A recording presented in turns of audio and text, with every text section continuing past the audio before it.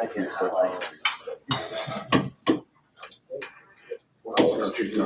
Hey, Sue, you have an answer? Just hit the buzzer. Thank you. Thank you. Fell off my chair. I was wondering. You good? Gotta use this thing. All right, it's 17:02, and I'll call the PSA meeting to order for 5 December. We definitely got a quorum plus some. So thanks for everybody for coming. With that, I'll look for motion to approve the agenda and the consent agenda. So moved. Got a motion? Is there a second? Second. Okay, motion second. All in favor, say aye. 5-0. All right, seeing no old business, new business. Over to you, Mr. Amos, or do we need to, Paul, you need anything?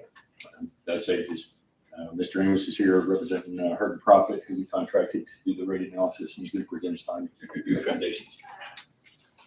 All right, thank you. Had a handout there, and on your handout, it is a two-sided handout. So at the very top, it's labeled Exhibit A and Exhibit B.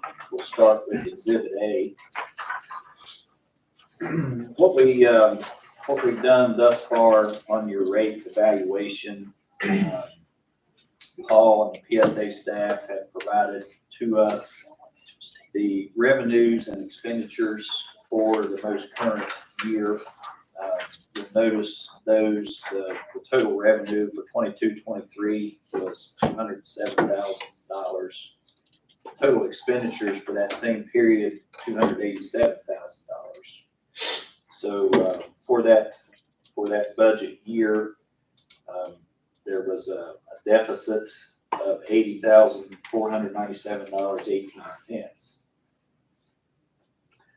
Over on the right-hand side of that handout, if you'll look at line items 41 through 45, in the bold type over on the right, near the bottom of the right-hand side of the handout, we've included a chart here that lists the anticipated increases for the 23-24 budget year. And there's around $48,000 of salary increases, another $49,000 in water rate increases, and that's due to a 32% increase in the rate that the PSA is going to be paying for the bulk water that they purchase. And when you add on the previous year's net loss, the total that we're trying to make up in this rate evaluation is $177,243.28. We understand that the PSA has about 550 customers. So just from a straight average, if everyone paid the same amount to make up that amount of difference, that would be an additional $26.86 per month per customer that we would need to generate in revenue just to break even. So basically, that's what this evaluation has done. We're not recommending that this is what your new rate should be. We just looked at what your rate would need to be to break even for the next two budget cycles. And those rates are shown at the top of this handout. Line items 31 to 35. You'll see your current rate structure, 22-23. The next two sets of data there are the 23-24 and 24-25 rates. And again, that just basically shows what your rate would have to be to basically break even. And at the very bottom on the left-hand column is what we would anticipate your revenue and expenditures to be if you were to adopt those rates that are shown at the top.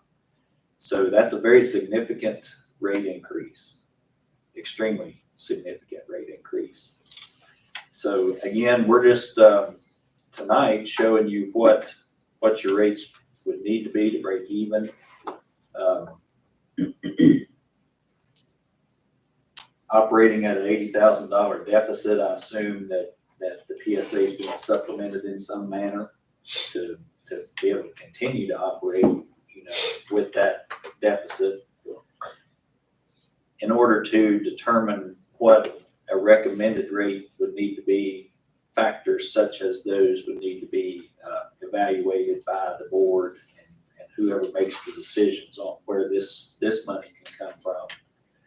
But again, what we're presenting tonight is what your rate structure would look like if you wanted the PSA to break even. On the other side of the Before we do handout, that, yes, any questions from the board on the revenue piece? Mr. Chair, if I may, so in this calculation, one thing you said is being supplemented from somewhere, so that $80,497, that was a loss last year, it was absorbed by the county.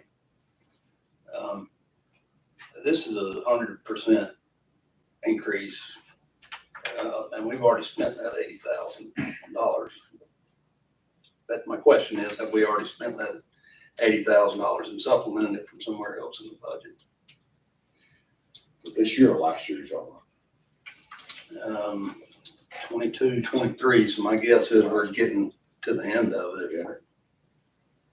Yeah, so I can remember having this discussion with Lisa when she was here, and she was unsure about whether we were covering costs at the time when I got here. The rate increase, we started having this rate increase discussion with Galax because Galax was clear that they were going to increase water rates. And at the end, Paul, you may have been on this discussion. She was, before she left, we were having a discussion of, we are definitely supplementing this time. We are not covering our expenses at this time. And that was the last real conversation I believe that we had had before we decided to, we knew where Galax was headed. And so we thought, okay, we got to figure out where we're at financially with this, what's the real cost of this? Because I don't know that we were positive what we're paying on this. Right. My understanding that there was a transfer of funds from the general fund to cover 22, 23. So that difference, that deficit is not covered for current fiscal year.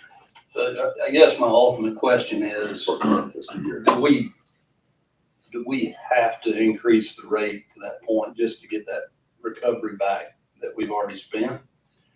Or can this be a gradual, like that? I know Galax going on 32 or 35% on their water costs. There's nothing we can do about that. That's just, we have to pass that on. Yeah.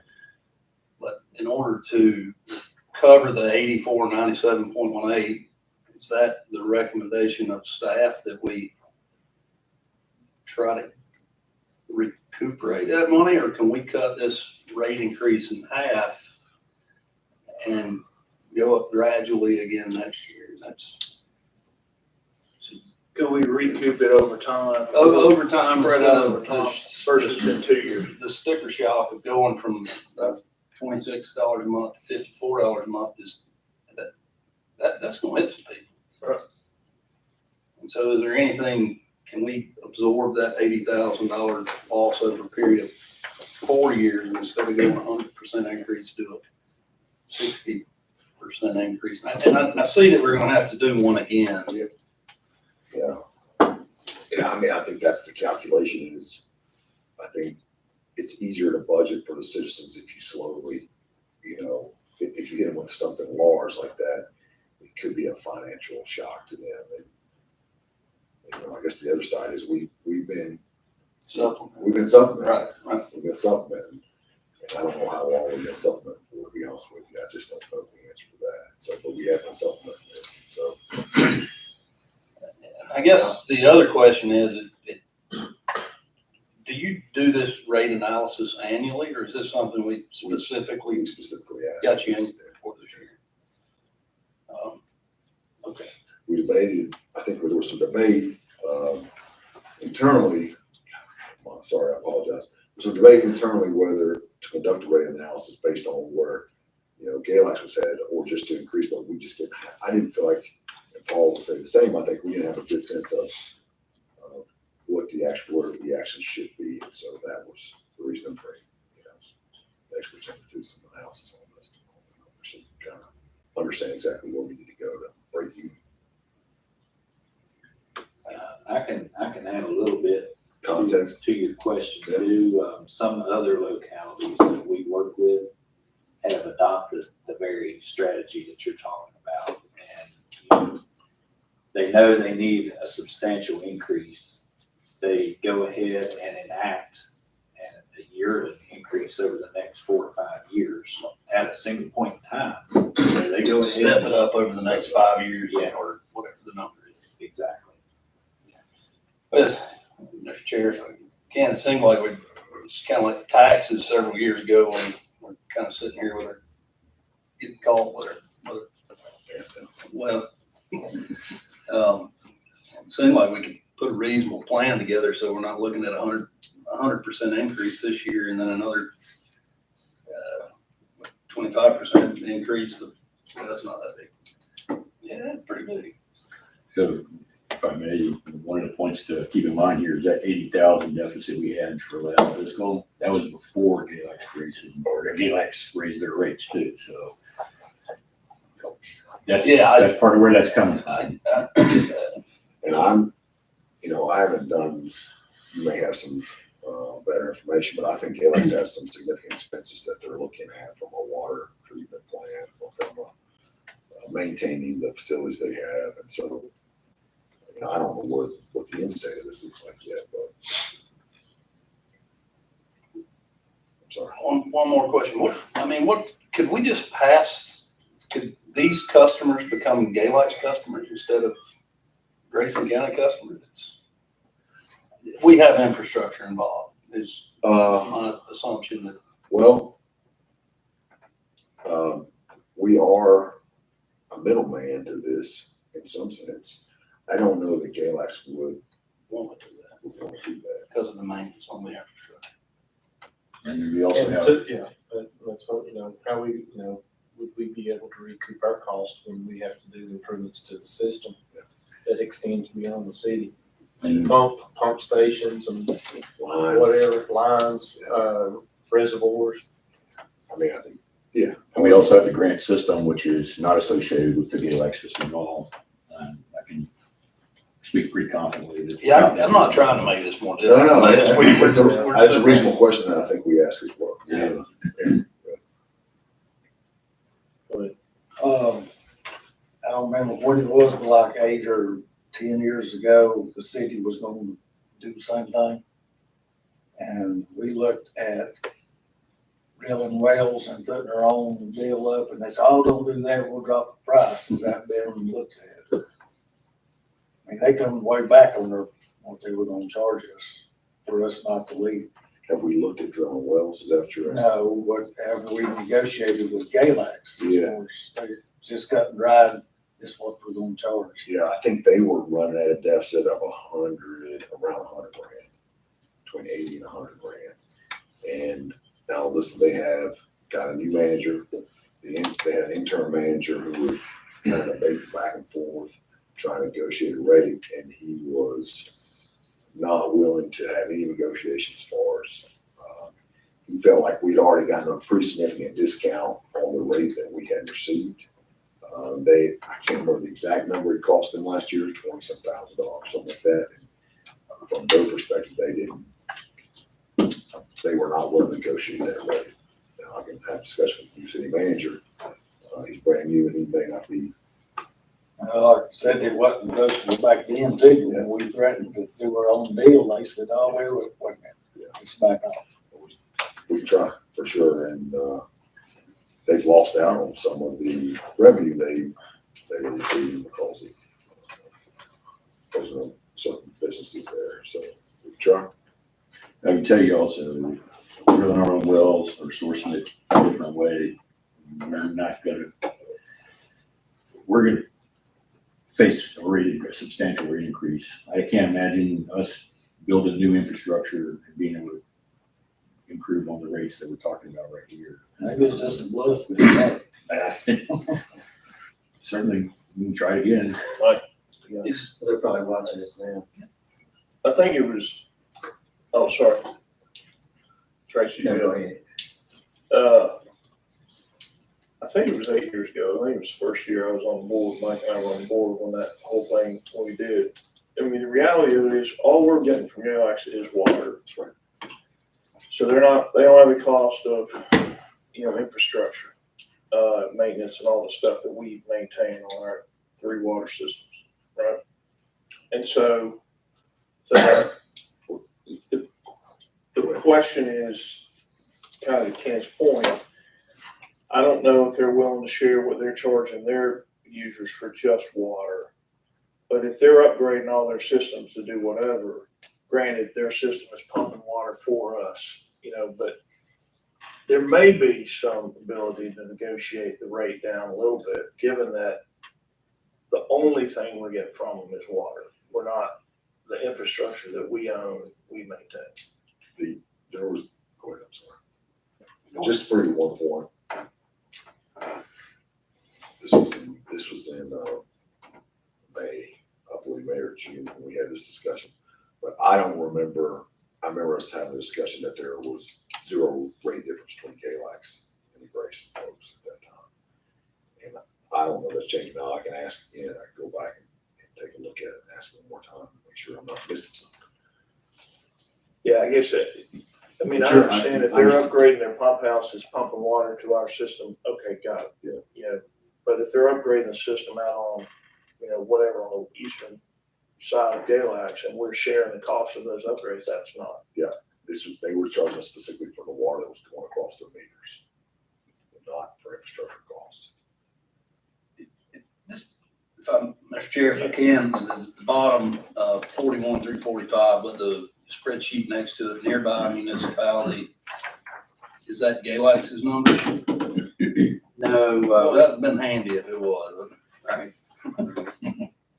Yeah, we didn't, Are we gonna be way out of whack when we raise rates? Or are we gonna be kind of where everybody else is? I'm not familiar with where water rates are, so.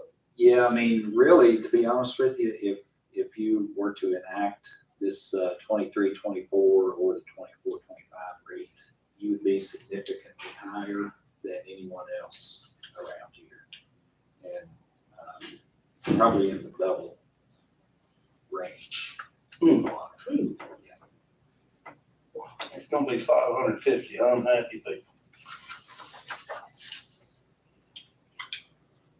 Yeah, that was a little tough to swallow there. And Galax is higher now than, have you assessed their,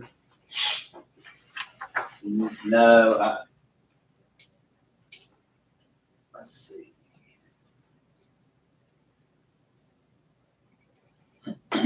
No, I didn't bring that with me.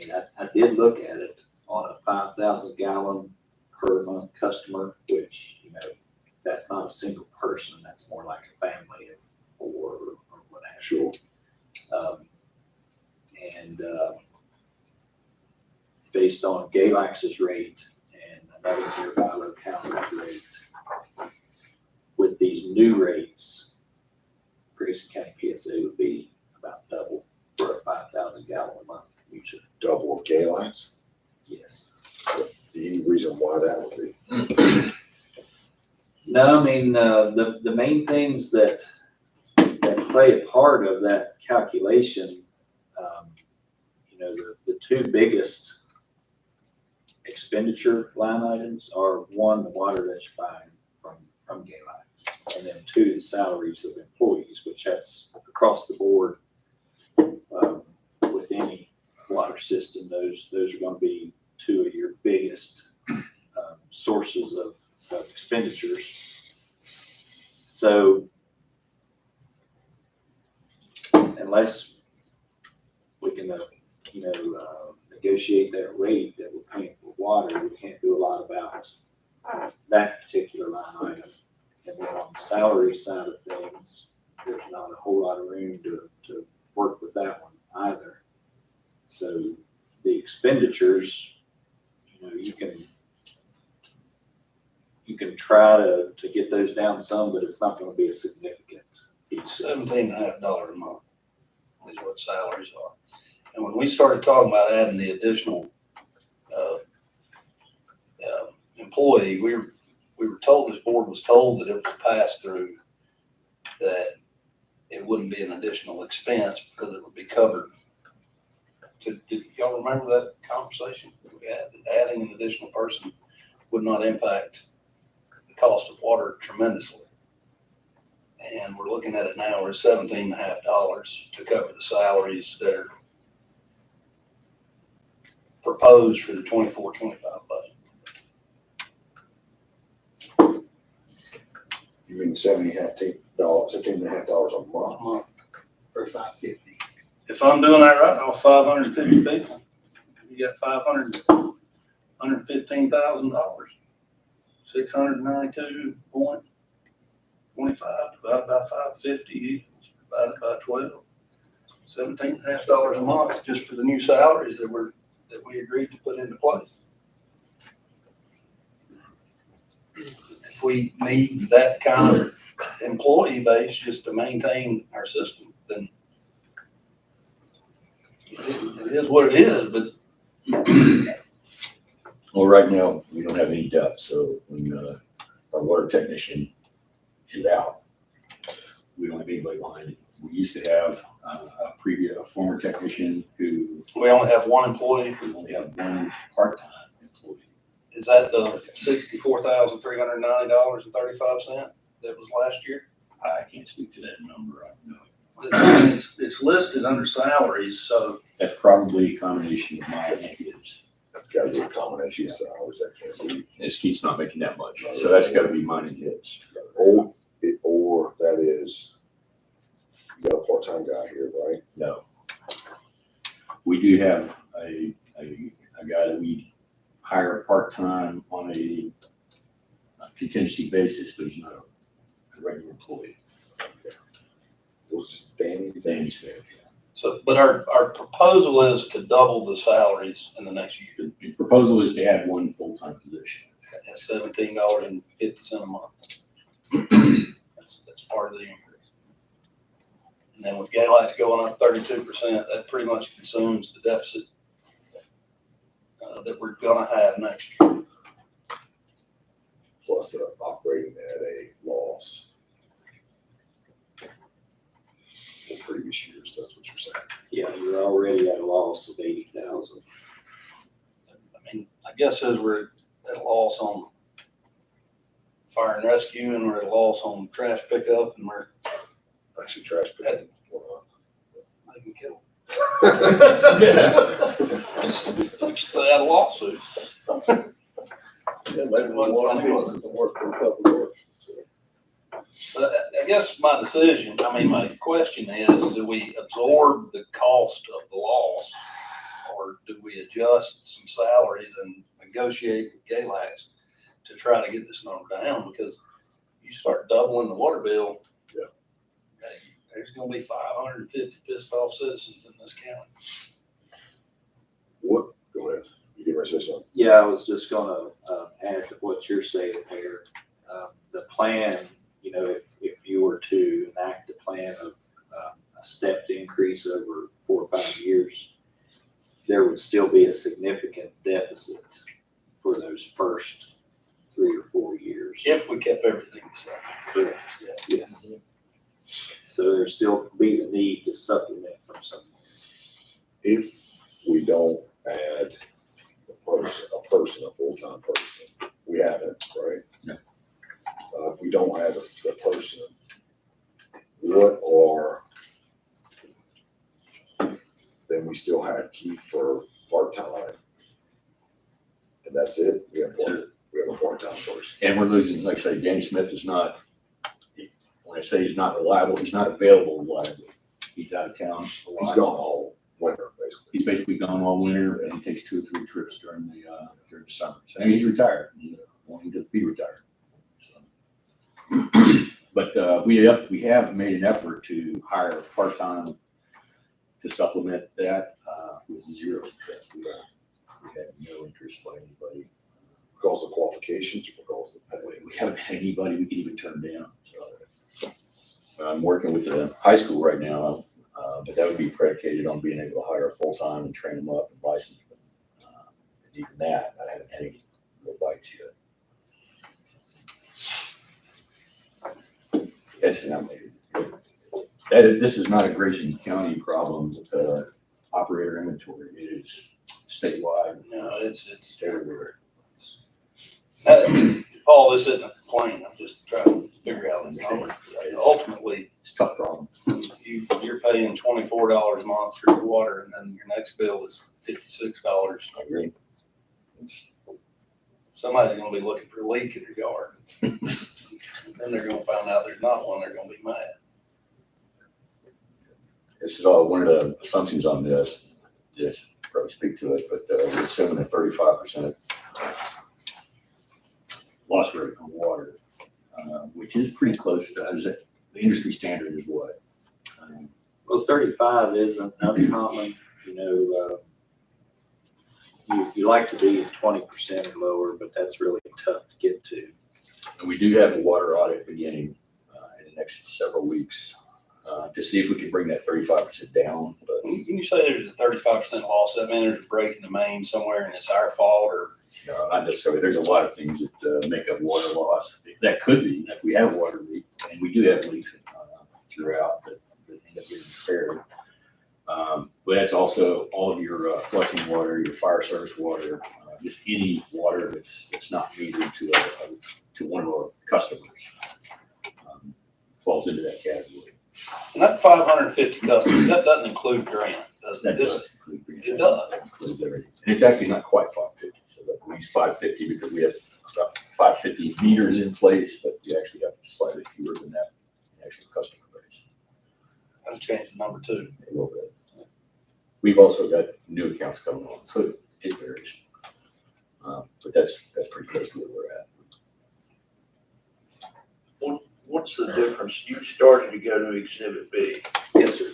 Let's move to that. All right. So on Exhibit A, we didn't really have access to all of the PSA's billing records for like the past 2 years, for example. If we had done a fully in-depth evaluation, we would have looked at every customer's bill for the last couple of years to see just how much water they use and see if you have any large users.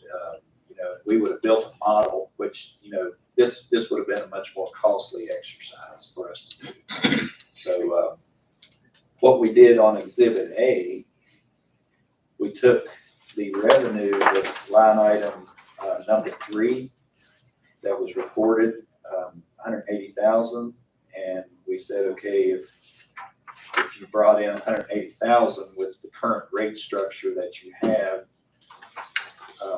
what's the average usage for each customer? You know, each of the 550 customers to come up with that amount of revenue, and that turned out 2,181 gallons a month, which is line item number 34 over there. On Exhibit B, we said, okay, that, you know, that's one way to estimate how much water people are using.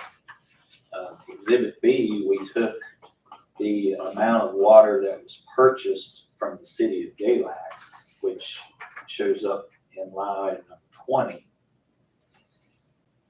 And then we used that 35% loss rate that Paul spoke of and backed into how much the average customer uses. And that again is on line item 34, but it shows up under the 23-24 rate column.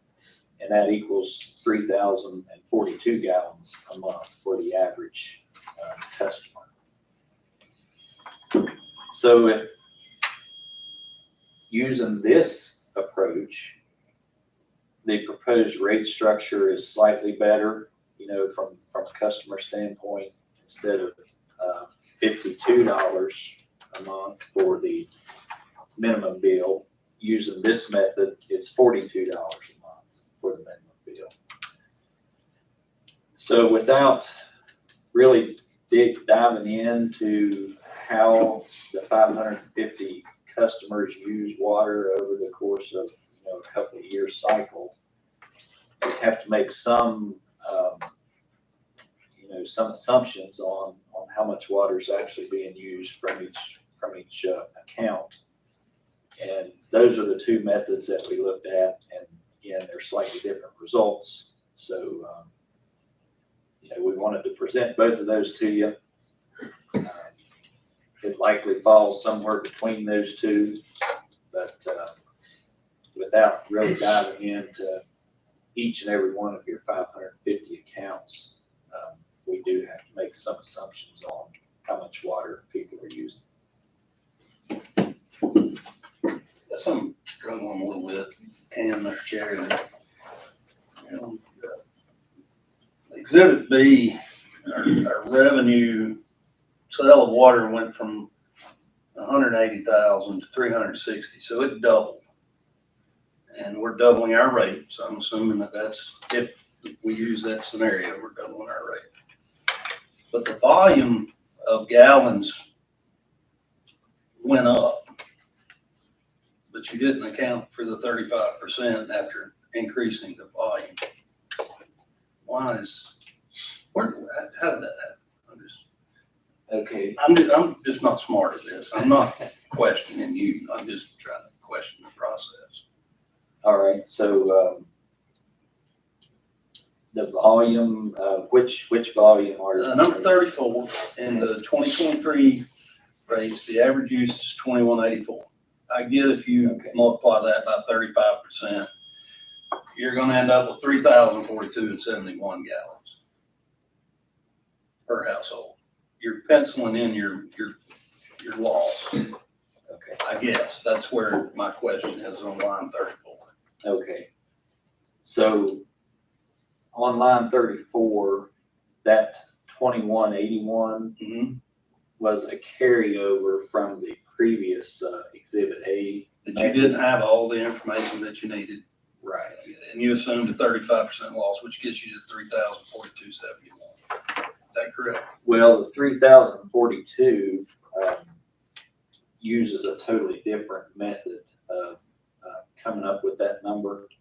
The 2181 was based on how much water the PSA sold to its customers. And so, but the 3042 proposed for 23, 24 rates, how did you come up with that number? Because I think that's about a 30% increase. Yeah, the way we came up with that one, we looked at how much water the PSA bought from the city of Galax. So that's where that number originates from. So it really is, like I was trying to explain, and I probably didn't do a very good job of it. Exhibit A looks at your sale of water to your customers. Exhibit B is looking at purchase of water from the city. So is that an accounting thing that we're losing? No, it's just two different, we had those two pieces of information that's on item 3 and item 20. Okay. Those two data points are known from the 22-23 calendar year or budget year. So without knowing how much water each of your 550 customers use per month, there's two different methods of calculating an average of what they use. One is by how much water you sold. The other is how much water you bought.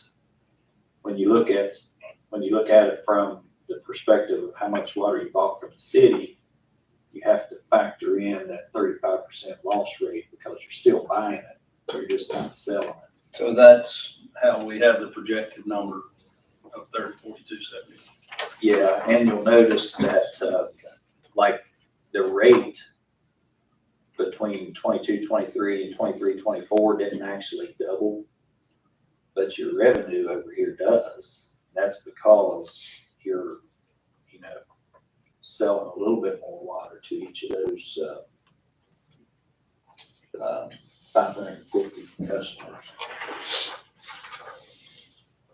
I'll not ask any more questions. I mean, I don't know how we can magically be selling more water for more money and not quite double the price. 30% increase on the volume, and we have to double the rate. I mean, that gets confusing. I'm sorry, I'm asking too many questions, but No, that's good. there is gonna be some sticker shock on this. I feel like there's gonna be. So on exhibit B's example, you know, your current rate's 26. So we didn't double it on I think that. it's 42. Yeah, we went to 42. That's the step up. Right. Can I ask you a question, Sis? Sure. Can you rate increase your way out of this problem? To me, all you're gonna do for the next 10 years is sit here every year, be talking about this, when Skylights is gonna keep going up. Y'all are so far behind. It almost seems to me, Kenneth, your idea, dig a well. Well, I'm not saying I dig a well, but I would say you gotta find a way to change the structure of this thing you're doing. And I don't know if you need more customers, or maybe you need to cut back in some areas and not offer service. But you're not gonna rate increase your way out of this, unless you do cause heart attacks. And everybody in the county that gets water is gonna be so PO'd. That $80,000, we could, but the entire county population is paying for that. Well, yeah. And it's impacting 550 people. And just to pay for that deficit, we've got to add $12 and not hire anybody. And assume Gaylights will keep giving it to us at the same price. And that's, I don't think any of those are feasible. What's the other solution? Well, When you're talking about digging wells, are you talking about digging wells for private individuals? No, we was looking at digging wells and like reservoir tanks that fed our own water instead of buying it. I guess I have 2 or 3 wells and fill up a water tank. Similar to what Troutdale Yeah, does. it's like Troutdale. Did you guys ever cost that out? Until they got on this other water system. Independence had wells until they got on this other system. Still have small. If we dig wells, there's a substantial cost associated with that, including, we have to be licensed at a different level. So now we're producers instead of consumers. We're gonna have to treat water, which is part of that process. But there's a cost associated with that. So our consumables cost will go up. Our utilities costs to support the system will go up. And depending on where we're talking about, sometimes the well may not be enough to overcome. We may have to do other things too from an infrastructure perspective, such as towers. So in the long run, we should probably be looking at that from a strategic and capital plan perspective, but as a solution to the immediate problem with the rate increase, I don't think it's enough. Curious. Was Troutdale grandfathered in or something? Yeah. Mr. Mitchell is going to be raising rates also. We just haven't had that conversation yet. He hasn't given us an indication of what his rates are going to be, other than that channel he's advising you will be substantial. I don't think it'll be any worse than the deal actually is. We have a lot fewer customers on that particular line, because the school is the reason that line exists. So, and there's, I mean, it's an economies of scale thing. 550 customers, there's really, you just can't spread it out very far. Mr. Chair. Yeah. So of the 550, how many of those are commercial? Zero essentially. So they're all They're all residential. We have a couple of large users, but agricultural, but they're still all residential. If one of these customers was to get this increase and they said, hey, we don't want public water anymore, we want our own wells, is that an option for them? There's no ordinance or anything prohibiting it. Okay, that's fine. How many of the 550 are on the Galax I'd have to look. line that's impacting this increase? I don't have any information off the top of my head. And Freeze has its own water system too, doesn't it? Freeze is completely independent. Independent, so they're not in these numbers. So it's just And they're not county Troutdale and Freeze. Galax. Those are our two systems. Any in We have Independence? 3.5 systems is what we really have. We have the Old Town system, the Fairview system, the Knuckles Curve extension, which is kind of added to the Old Town, and then we've got the Grant system. So 3 of the 3.5 are Galax. So they represent the lion's share of the. I think Freeze system has about 400 and some houses on it. Within town Freeze. But again, we have no county customers on the Freeze system. If we do that little lane extension, will that, I mean, that's only adding like another dozen houses, isn't it? About a dozen accounts, with the potential to add a few more than that if it's which you're talking about. But I know we are going to pick up. It looks like we're picking up 14 accounts off that deal.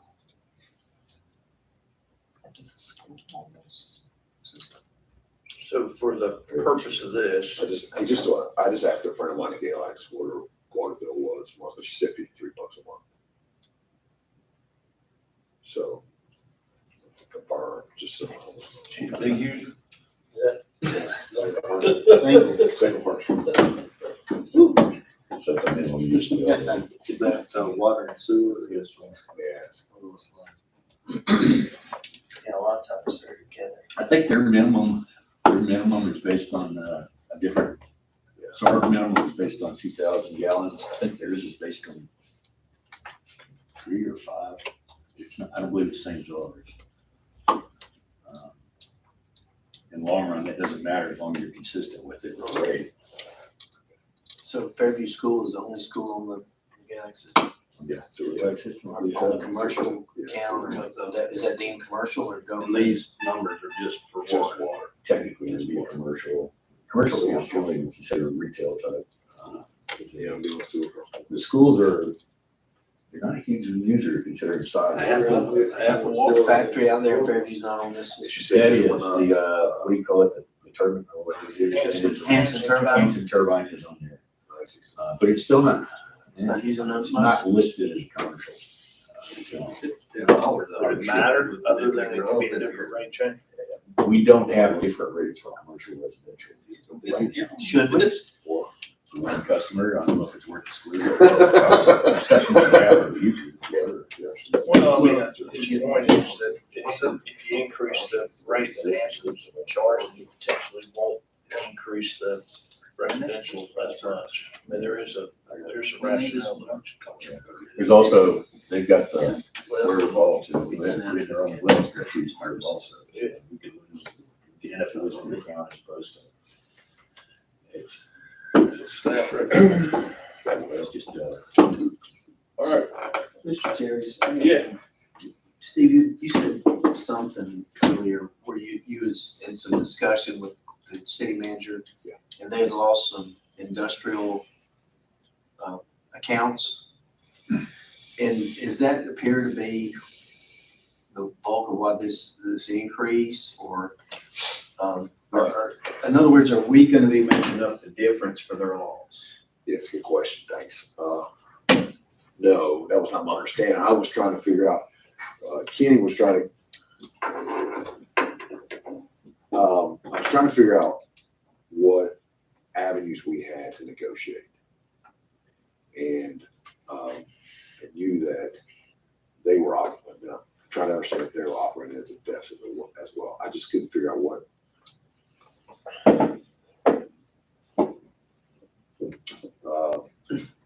Trying to figure out how to negotiate this rate increase. Does that make sense? Yeah, okay.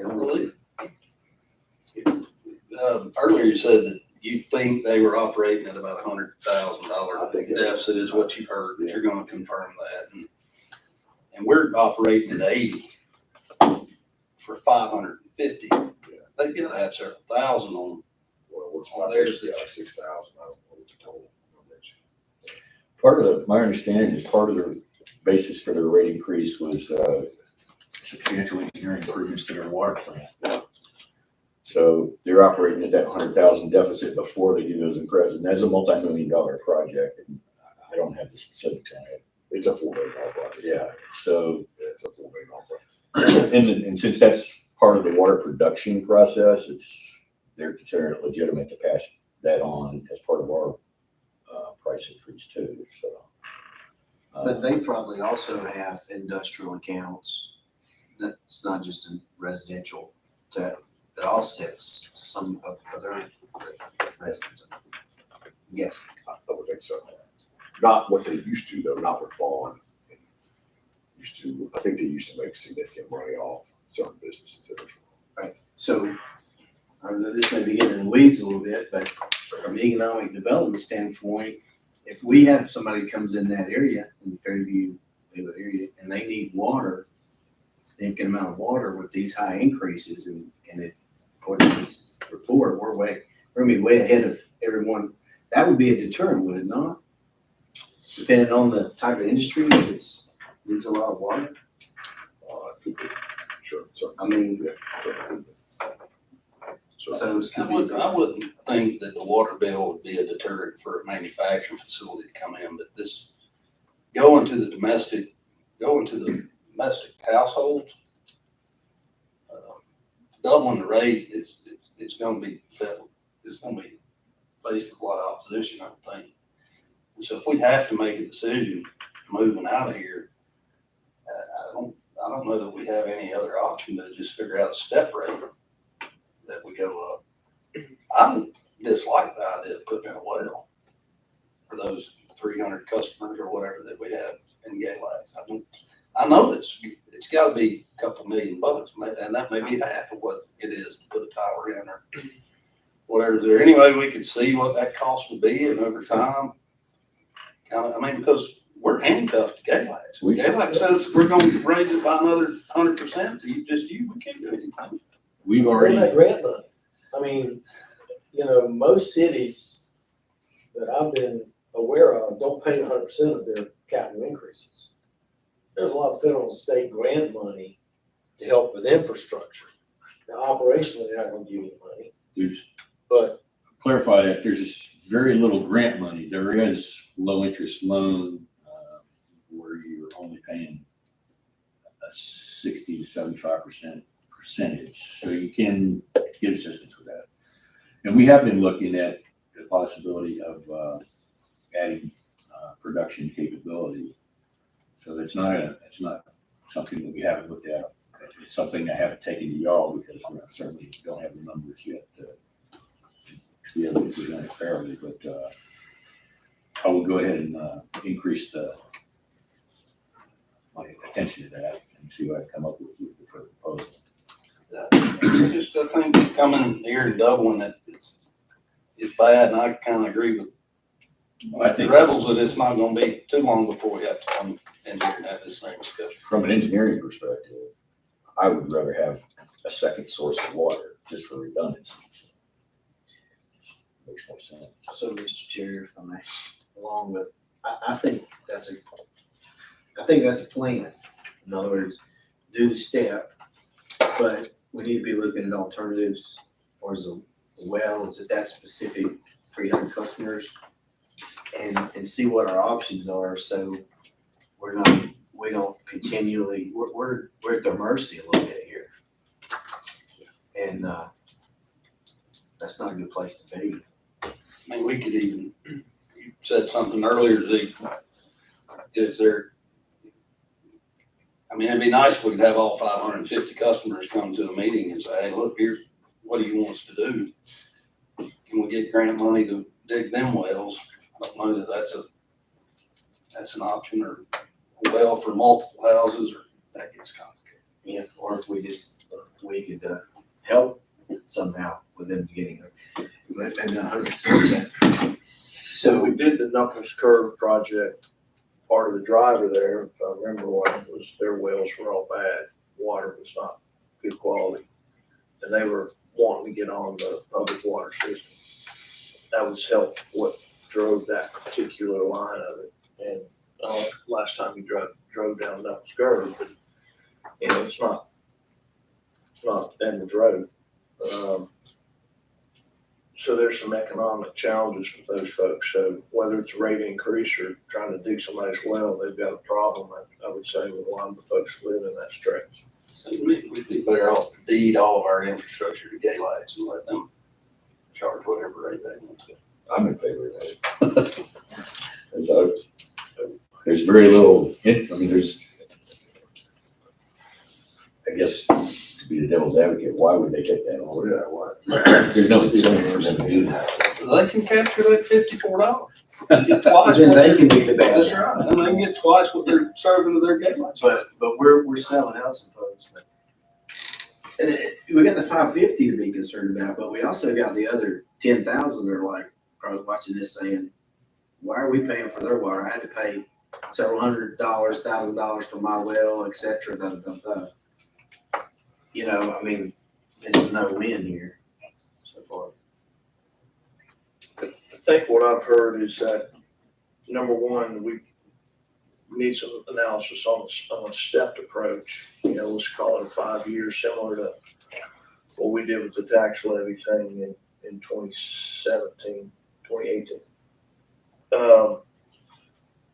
The other thing was some options, and maybe even negotiate with Galax on is where there might be some flex. There's the long-term plan piece that's separate from the issue right here, but I think we need a little more staff kind of nug work on how do we get this, because right now I think everything that we've heard in the last 40 minutes was there aren't a lot of good options, but I don't know that we flex them all out, and selling or negotiating with Galax to take on that portion of the infrastructure is not bad. It's not something that should be thrown out. Understood. We certainly had discussions, with the interim about that, but, he had there was no incentive for them to do that, and so they were not interested in. I mean, we share other stuff with them, right? So Yeah. it's not like we're plowing new ground here.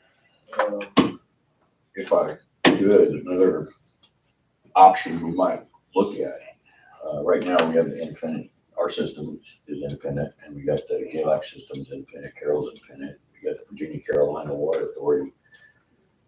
We could look at the possibility of merging with another system or creating a new authority that would cover both, perhaps the Galax system and our system.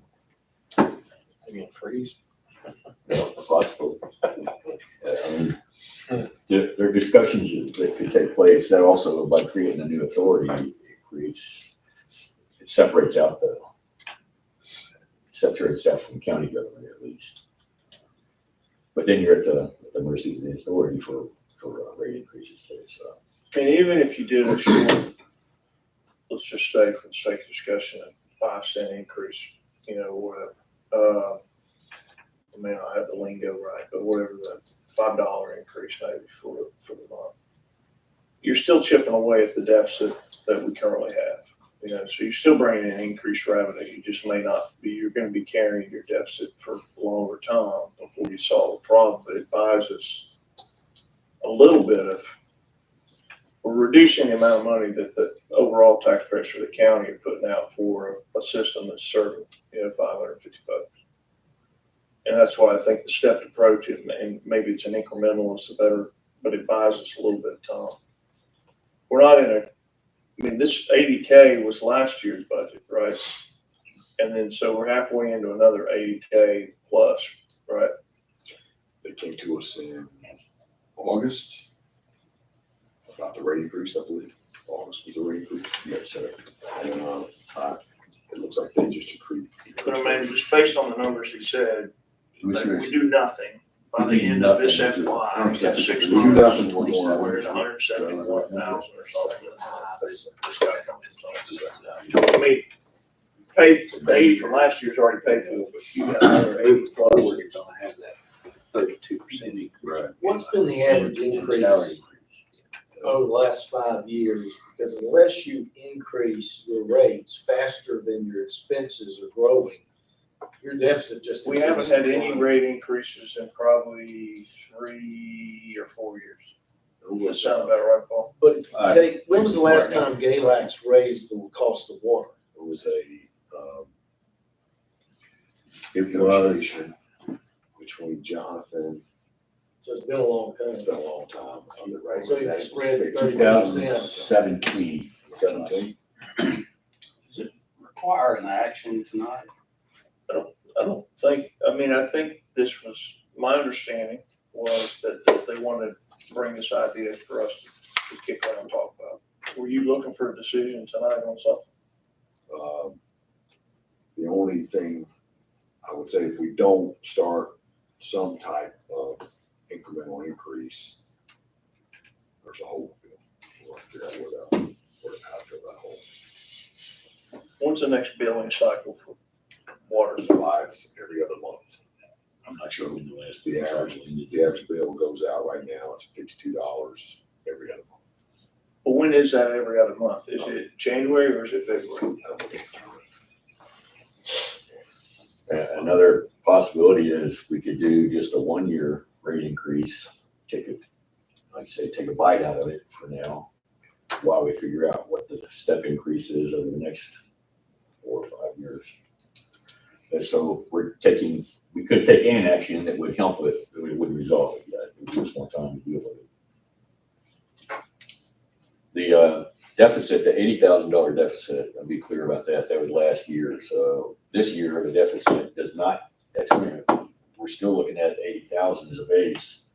And we've got the increase by Galax, so it's gonna be on top of that. And as soon as we do the salary at a position, we've got that position on top of it too. So it's actually gonna be 120, somewhere about, I'm thinking in the ballpark of 120,000.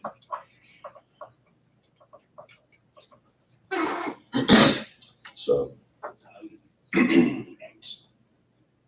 $12.12 to cover the deficit. If you take out the salaries and we do a hiring freeze on salaries, you take out another $9.36. So what does that leave you? If we don't hire anybody, If we don't hire anybody for this year, you can take it would be a $9.36 increase. increase if we don't hire anybody. I understand the concerns for hiring someone. I want to make clear that Keith Anderson worked 5 of his holidays. He was off. He actually came off of his holidays to work because there was nobody behind him to deal with. Is there a plumbing company that we can contract with? That's a question I can find an answer for that. That $115,000 doesn't even incorporate everything. You've got the PRS, the FICA, the health insurance, and workers' comp. You start taking all of that up, and you've taken $18 of that $26 increase off. My worry is, and last Christmas is a good example. So Keith was scheduled for 5 days off last Christmas, and he worked all 5 of those days. I'm not worried. Keith is fine with that. But if we burn him to the point where it's just not worth it for him to do that, then we actually stand to lose a great water technician we have. I'm worried about treating him right.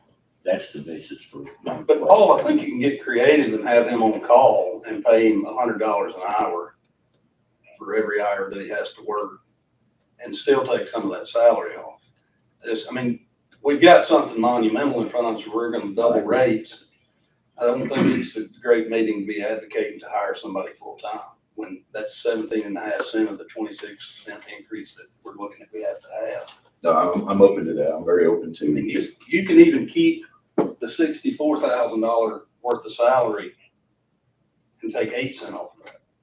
But we've got to find some cuts somewhere because doubling the rate is not going to make anybody happy at the $5.50 and letting the rest of the county absorb the $180,000 loss is not fair to the people who drill their own wells. So we've got some tough decisions we've got to make. But doing nothing is not an option, and doubling the rate is not an option, in my opinion. So we've got to look at something in the middle. And Liz, I appreciate you advocating for your staff, and maybe we get creative, administrator get creative. if he has to go out on holidays, get holiday pay or double pay or whatever's reasonable, to take care of staff.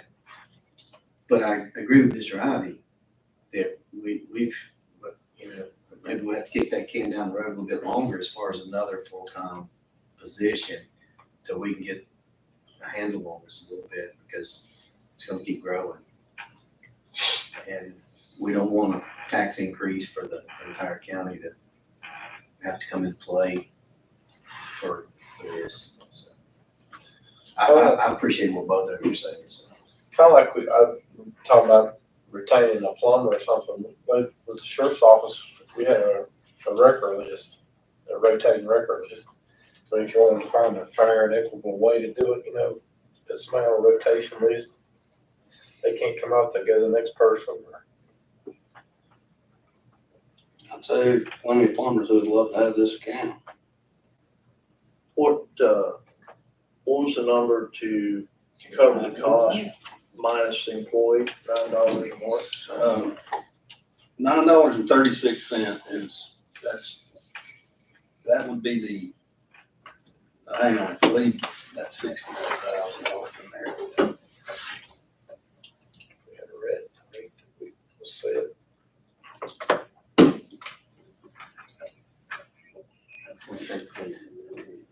Yeah, That's $7.77 if you just keep salaries where they are right now, I $63,000. don't know. this is what we'll pay. Did that cover our operation first? You just take the salaries out of the new I mean, if proposal, we call it from. the new salaries out of the new proposal, that's seven. I know when I call Comtech from somewhere else, I'm gonna start at $600 a month. Maybe or maybe not. So I remember having the tough conversation in this PSA meeting, what's the biggest water loss that we had, and it was less than $2,000. 2,000 gallons, I'm sorry. Was it correct me if I'm wrong, but we talked about, when we were having the conversation about getting insurance from us to the house and charging the customer for insurance from our lines to their house. And I posed the question, what was the worst leak that we've ever had from there to the house? And it was like 2,000 gallons, if I remember correctly. Correct me if I'm wrong. I don't remember. I feel like I remember. That was in a residential, not a system water. That was a residential. So, Residential. I mean, we I forget. mean, we're keeping the money in there, the $63,000. Well, that's what we're talking about, leaving the $63,000 in there for salaries. Right now, there's nobody, you say, except you and the part-time. That's correct. And, the billing technician is part of that salary too. So, paying them. I know we can't eliminate all the positions, Paul. I know we have to maintain it, but I think we have to have better options than this. I think we need to negotiate with Galax and tell them we're not paying the 35% increase. Maybe even look at what it would cost. Just stop paying. They cut the water. No problem. I mean, we've got a pretty good negotiating platform to say, listen, the rate increase that we're gonna have to pay just to buy your water is doubling what you're charging your own citizens. I don't know if that's true. I mean, I'm just trying to figure out. I don't know if that's accurate on what I'm seeing.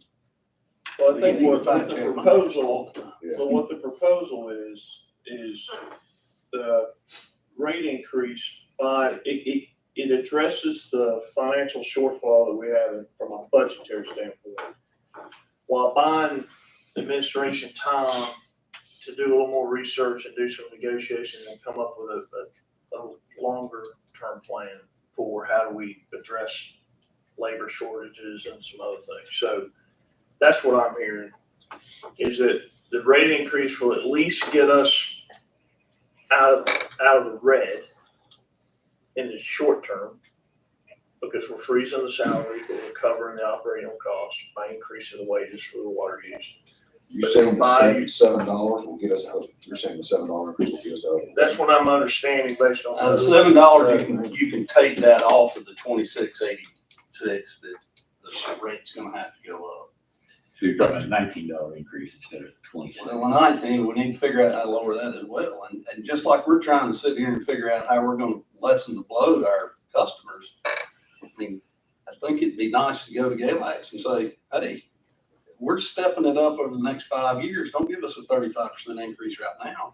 Step it up to 5 years with us and we'll match your plan with them. I mean, we're sitting here trying to figure out how to save our customers some pain. They act like they're not in the room, but Yeah, So don't be so hard on us. when he goes to negotiate, what's the leverage that we're looking at options to Yeah, have? I wish we did call them. We don't have any leverage. That's what they've got us handcuffed to the system. Well, we're sending him in a bad spot. I got it. He can handle it. Okay. Steve's looking for emotions.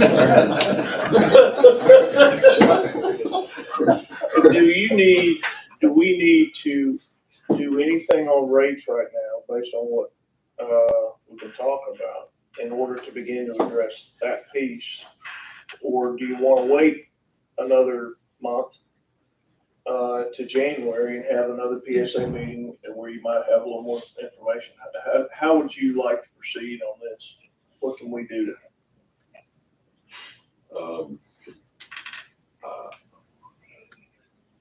Paul? I was just thinking I would defer to you on this. Whoa! Yeah. That's what I think about rate increase. Yeah, I'm good. Our insurance paid up. That's why you don't let people off the mountain. I hope that was confetti. That's all right.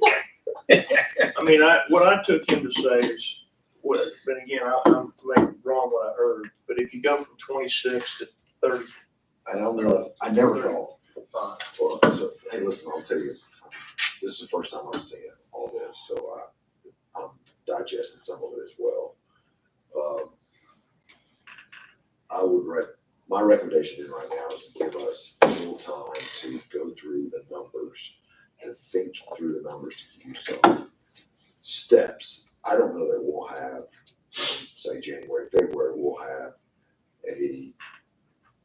be able to tell you what some type of long-term plan will be. I'm not sure that that's the case. I think we can give you a better idea of how we can incrementally step this. And I can spend some time with Galax discussing things like shared services and water increases and that kind of thing. Whether we come to some type of agreement, I'm not confident in that, but we can continue to have discussions.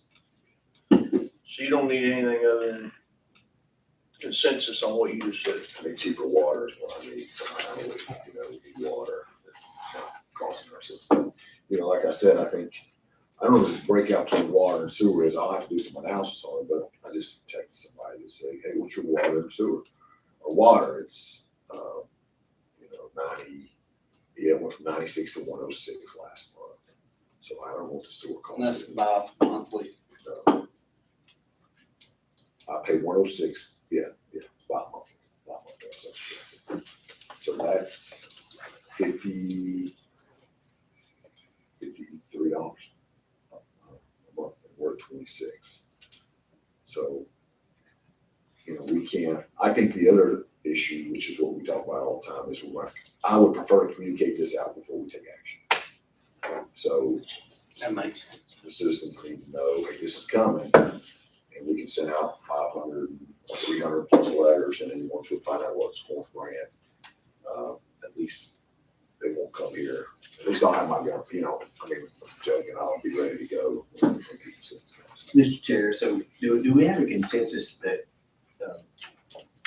Paul can, if he has to send staff out while he's still negotiating a room for someone on a contract basis, that they've got money in the budget that they can negotiate a little bit with staff as far as the holidays, because we got, we have freezes coming up, and then, of course, we do have all the holidays. Do we have consensus that they can handle that appropriately?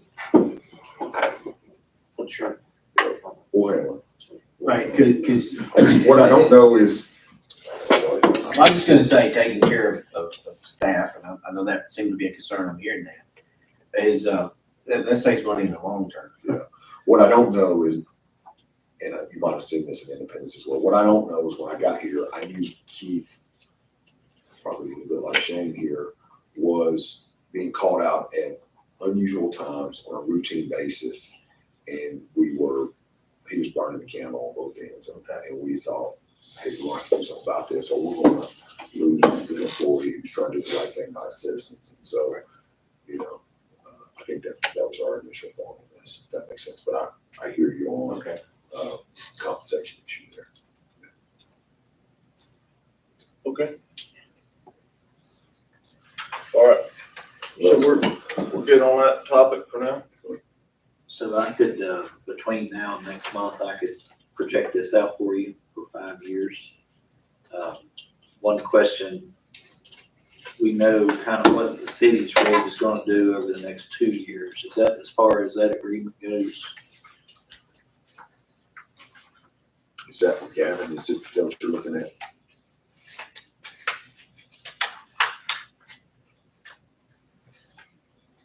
It looks like it's just 2 years right now.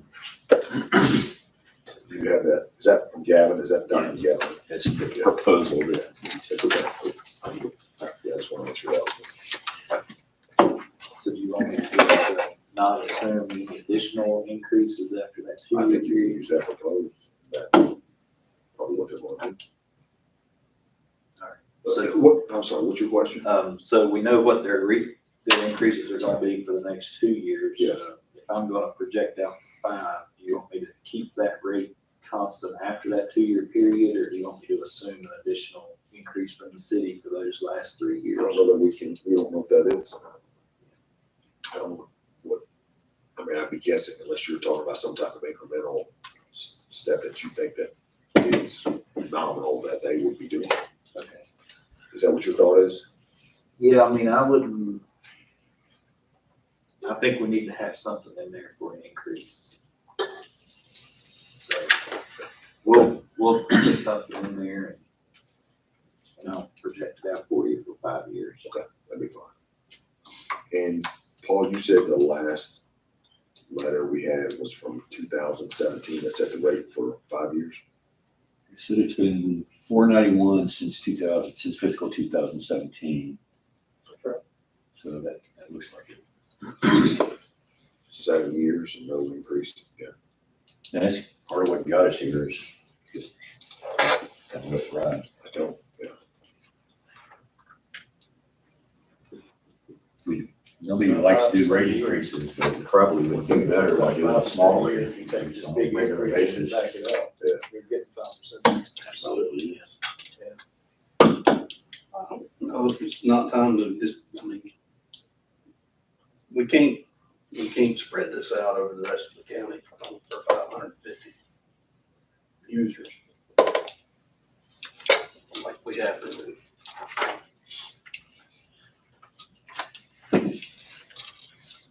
Okay. We good on that topic? Yes. Within the definition of good. Yeah. All right, we're gonna take a pause. And before we get into copper service warranty.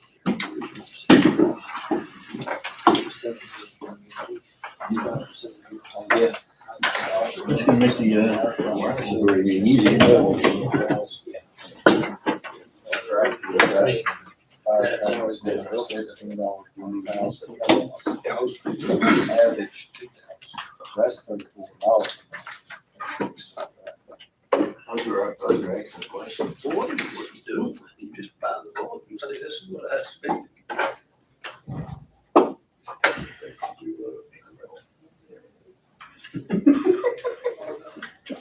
Freeze rate, see what they. Is it Paul? You know, Yeah, go ahead. Is that Paul? one of the advantages of the Probably not. original, after you do a year, you can reevaluate this, see just how much it impacts your revenue. I certainly don't like a big jump. I think it's too much. I agree. It's too hard on citizens. Yeah. I can feel that, cause your light bill, no offense, Kenneth, but my light bill is. Did you hear what you said about maybe? About $17 first year on 1,000 kilowatts. Most people use 2,000. Starting in January, $17 more. So you're talking about $34 a month. And these people, they get water and electric. It's gonna be blood. What's the average cost of drill a well? 5,000. It's doing an average cost on a well is really hard. It's like a It's 16-inch well that you have to. And do all those systems connect, Paul? I'm sorry. Do all of the systems out there in Fairview, do they connect to each other? The Fairview system does not connect to the Old Town system, no. The Old Town and Knuckles Curve do connect, sort of. But part of that extension, one of the ideas they're kicking around is to close the Fairview loop. But I don't know. That would close the loop, but it's still within the Fairview system. Yeah, it's not connected to Old Town at all, except through Rule Gateway. of thumb for a well that you just, well that you dig or house wells, I think it's probably at $6 a foot right now. Usually what, 150 feet? Yeah, they can go from Or 300 300 feet to 700 or 800 feet. I mean, they vary a huge amount. You can have two neighbors 100 yards apart and have 600 feet difference in the well. That's one of the deals when those guys came several months ago off Evans Road. They dug a well 800 feet or something, and it still hit nothing. How appropriate. Ken's trying to get away water. Yeah. That's what started it.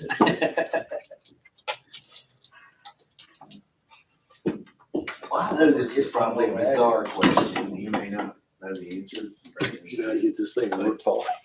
The water plant out here, didn't they have like a big reservoir of water they were pulling from when they were bottling Well, and selling? 2 wells. I wonder if those are still viable. They are. Well, Paul, I know it'd be hard to get that to Should be Fairview. It's on well, presentation. the county and Independence looked at buying that, and running a water line out there as a means to back up the water. Doesn't go to system. screens. I'll just- It was financially too big to lift. My understanding, and now the property's sold to Paul, Paul's name, he runs a pallet company out of there. I just, text my buddy. And I thought this was about water bill, Galax includes water, sewer, and trash. And trash. So that's $17,000. Was trash bill 12 or 17? Here, 17. She said, so that's All three. 106. So he, right, it's the water really not dealt with. How can that be the case when they're charging us double? I remember vaguely when Sweet was the administrator, there was some back and forth. This was a bit of an issue back then, almost identical, I think, to what we're having here now, but I was sitting out there listening back. And this has been an ongoing thing, I think, for a lot of years, probably predates everybody in this board. What's, I think the challenge is getting into the actual numbers to try to understand exactly what they weren't forthright on. Clicking, not clicking. It's not good books, I guess. That's what I was trying to make up. I'll watch them downstairs. I can't run. We ready? I'll turn it on. So the home doesn't work, it turns off. I'll stick around in case I need to do it manually. We'll get back into it, copper line service. I'm sorry, yeah, copper line service. So this one's very quick. We discussed in the past, we need to have a mechanism for maximizing our ability to identify potential lead service lines. All this, what we did was we created a draft standard operating guideline that would apply across the county departments, particularly with buildings, so that building officials would be able to assist with that if they're already on scene. And they would be able to report on that. lead service line inventory. That work is through with our building official. He's good with it. It doesn't create any additional costs or any real additional work for anybody who's going out anyway. It just allows them to help us document when they're already on scene. So instead of making 2 trips to do something, we make 1 trip and get the building officials to deal with the permitting as well as the lead service line identification. Just gives us another tool to get those done. And is this just FYI, or you need us to do something with it? It does. My intention is, because it's a cross-departmental policy, that the county administrator sign it, but I want to make you aware of it, make sure you didn't have any problems with it before I do that. So I'll sign representing Public Service Authority, the county administrator, who will sign representing all the other departments that might be involved. Chair, I've got one question. Yep. One thing in this that I've got a question on, it says required remediation. Let's see, the last word of the first page and the first word of the back page. I mean, everywhere else through there, I've read that it's at the landowner's permission. It is. We cannot mandate. that You they cannot replace. require them to replace everything from the meter to the house. But it says in there required That's a remediation. good point. I would adjust that.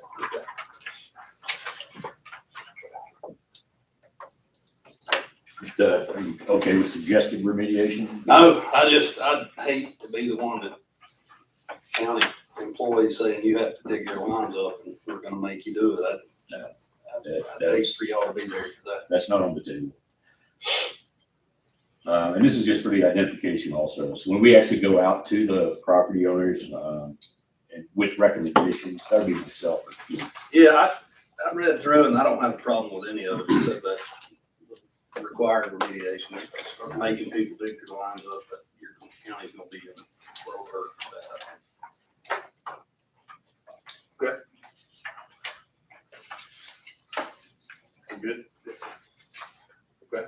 Anything else on that, Jim? All right, moving on. Louisville Lane update. Since we have Mr. Amos here, and that's his project, why don't I let him speak to the current status of that, if you're okay with it? Sure. So, one of the first steps in that project was to get an approval of a PER for the project. So that has been completed.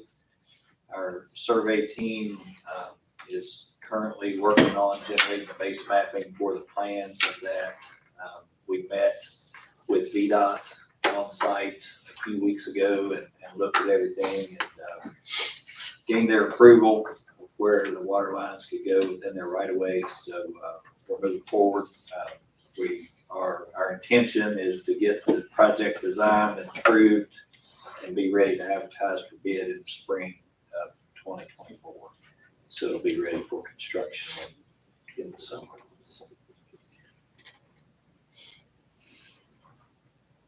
Construction, right? The summer of 2024. Summer 2024. It would be ready to go to construction. It wouldn't have to, but we would have everything permitted. It would be ready to go. And when you say ready to go, I mean, is the bidding process and all that stuff part of that timeline, or that's Yes. all part of? Yeah, we would intend to bid it in the spring, and then by the time, the summer rolls around, we'll be ready to go to construction. Okay. Questions? This, just a reminder, this is part of the 67,000 that we're spending on this, or is this a different pot? 67,000 is, remind me, is that the engineering fee? Yes. Portion of the engineering fee. So yes. So the actual project cost is, I don't remember off the top of my head, $5 million or something. I think it's pretty close to $500,000, I believe. I can get those numbers and resend them out to everybody. We did receive the grant from MRPDC with respect to this. So that was $100,000. I'm not sure that, I don't think we had that data last time we met, so it's a little bit good news there.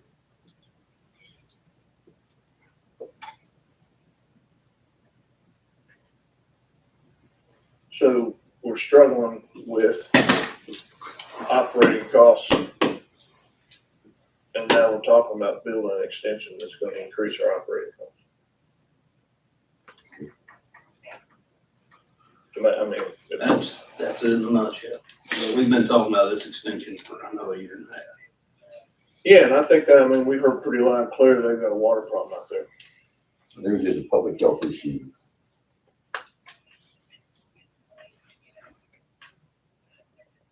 So we really need to get a $75 a month increase.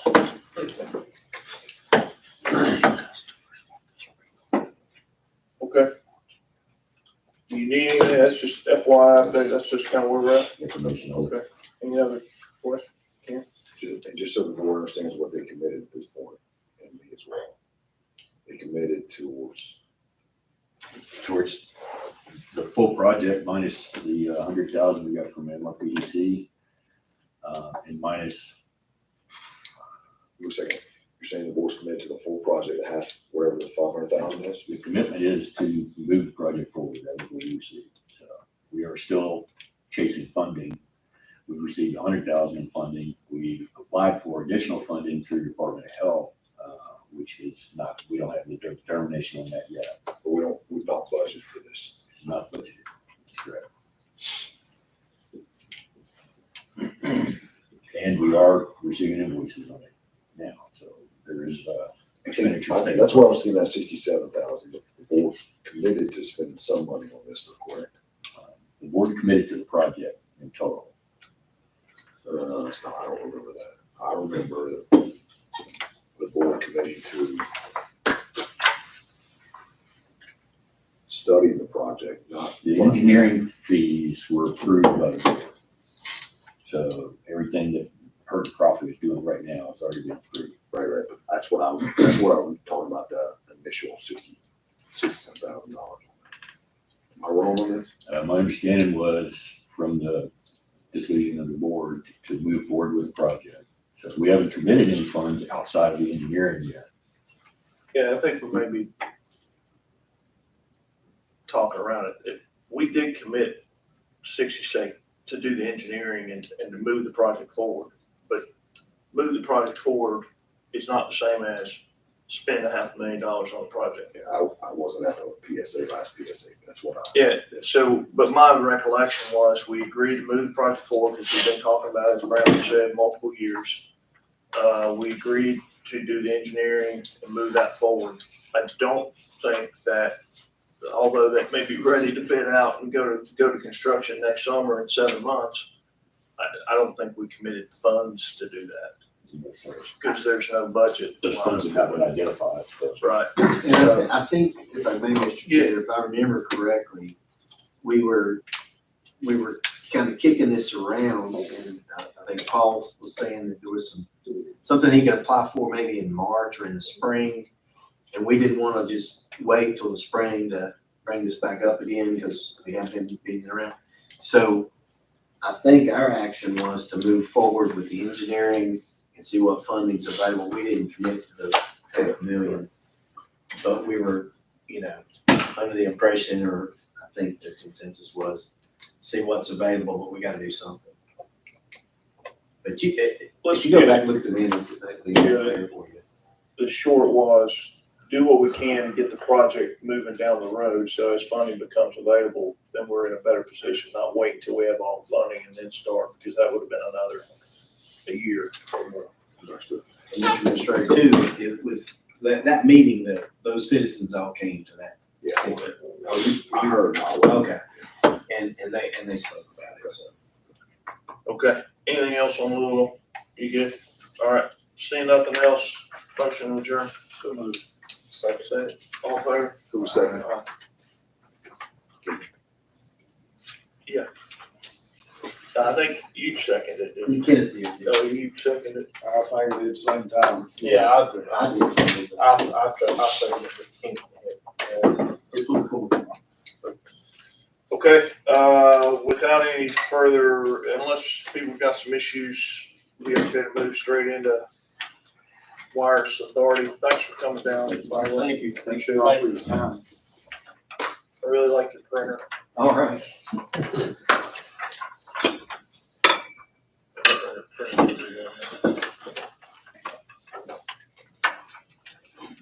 Okay, it's 17:32, so I'll call the wireless authority meeting for December 5th to order. 1832. I'm still Central Time. Yeah, 18:32, sorry. The meeting will call to order and we'll flip it over to Mr. Rose. Thank you, Mr. Chairman. As we start all these meetings, I think it's really important for all of us to keep in mind that there are really three parts to the infrastructure program. 911, which is a high priority, cellular phone service, and then fiber wireless broadband. Because as we've begun to develop the strategy for this project, they're basically all interrelated. And so what we want to talk about tonight is primarily an update on where we are. But there are a few things that we want to try to get action on by the authority board. And so we'll move straight into the first one. We are supposed to have a public hearing. There are no people here for We comment. got to enter a public hearing for record. Correct. All right. Yep. So the last board, we agreed to do a public hearing on seeking public input on our potential partnership with US Cellular. So this time, I'll take a motion to enter in the public hearing. So, you have a motion? Second. Second. Mr. Ivy, any discussion? I just want to ask, we put this in the paper? Yes, we do. So, anything else? All right. All in favor of entering the public hearing? Good. So no one signed up, no one's here for public hearing? All right. With that, take a motion to come out of public hearing. First and second. All in favor? Aye. Okay, so back over to you, Ms. Rose. I had one slide for the public hearing to introduce the subject, and it's pretty self-explanatory. I don't plan to sit here and read it to you. But if you have any questions, we are probably 50% complete working on a draft document with USA. As with most things, the basic content can be outlined in 7 bullets. The document will probably be 40 pages long by the time the lawyers finish with it.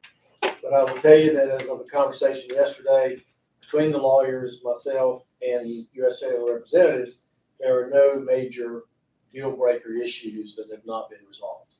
So I would anticipate being able to bring a draft back to you at your next meeting that could be a formal document to adopt, and then recommend that to the board. You think that'll be in January? Do we Yes. need to schedule a PSA, a wireless authority? We do, and as we get into this, Mr. Chairman, you'll understand that there's more than just that one item for discussion in January. There are 8 items on the agenda. After going through what we just went through, I think we can blow through these in about 35 or 40 minutes, and not skim over and not do justice to any of them, and give you time to ask questions. The first item is a radio system reimbursement resolution. Should we decide to go out and borrow money to a tax exempt bond issue, and I emphasize if, there are no commitments, you'll find out the commitments don't have to be made until March.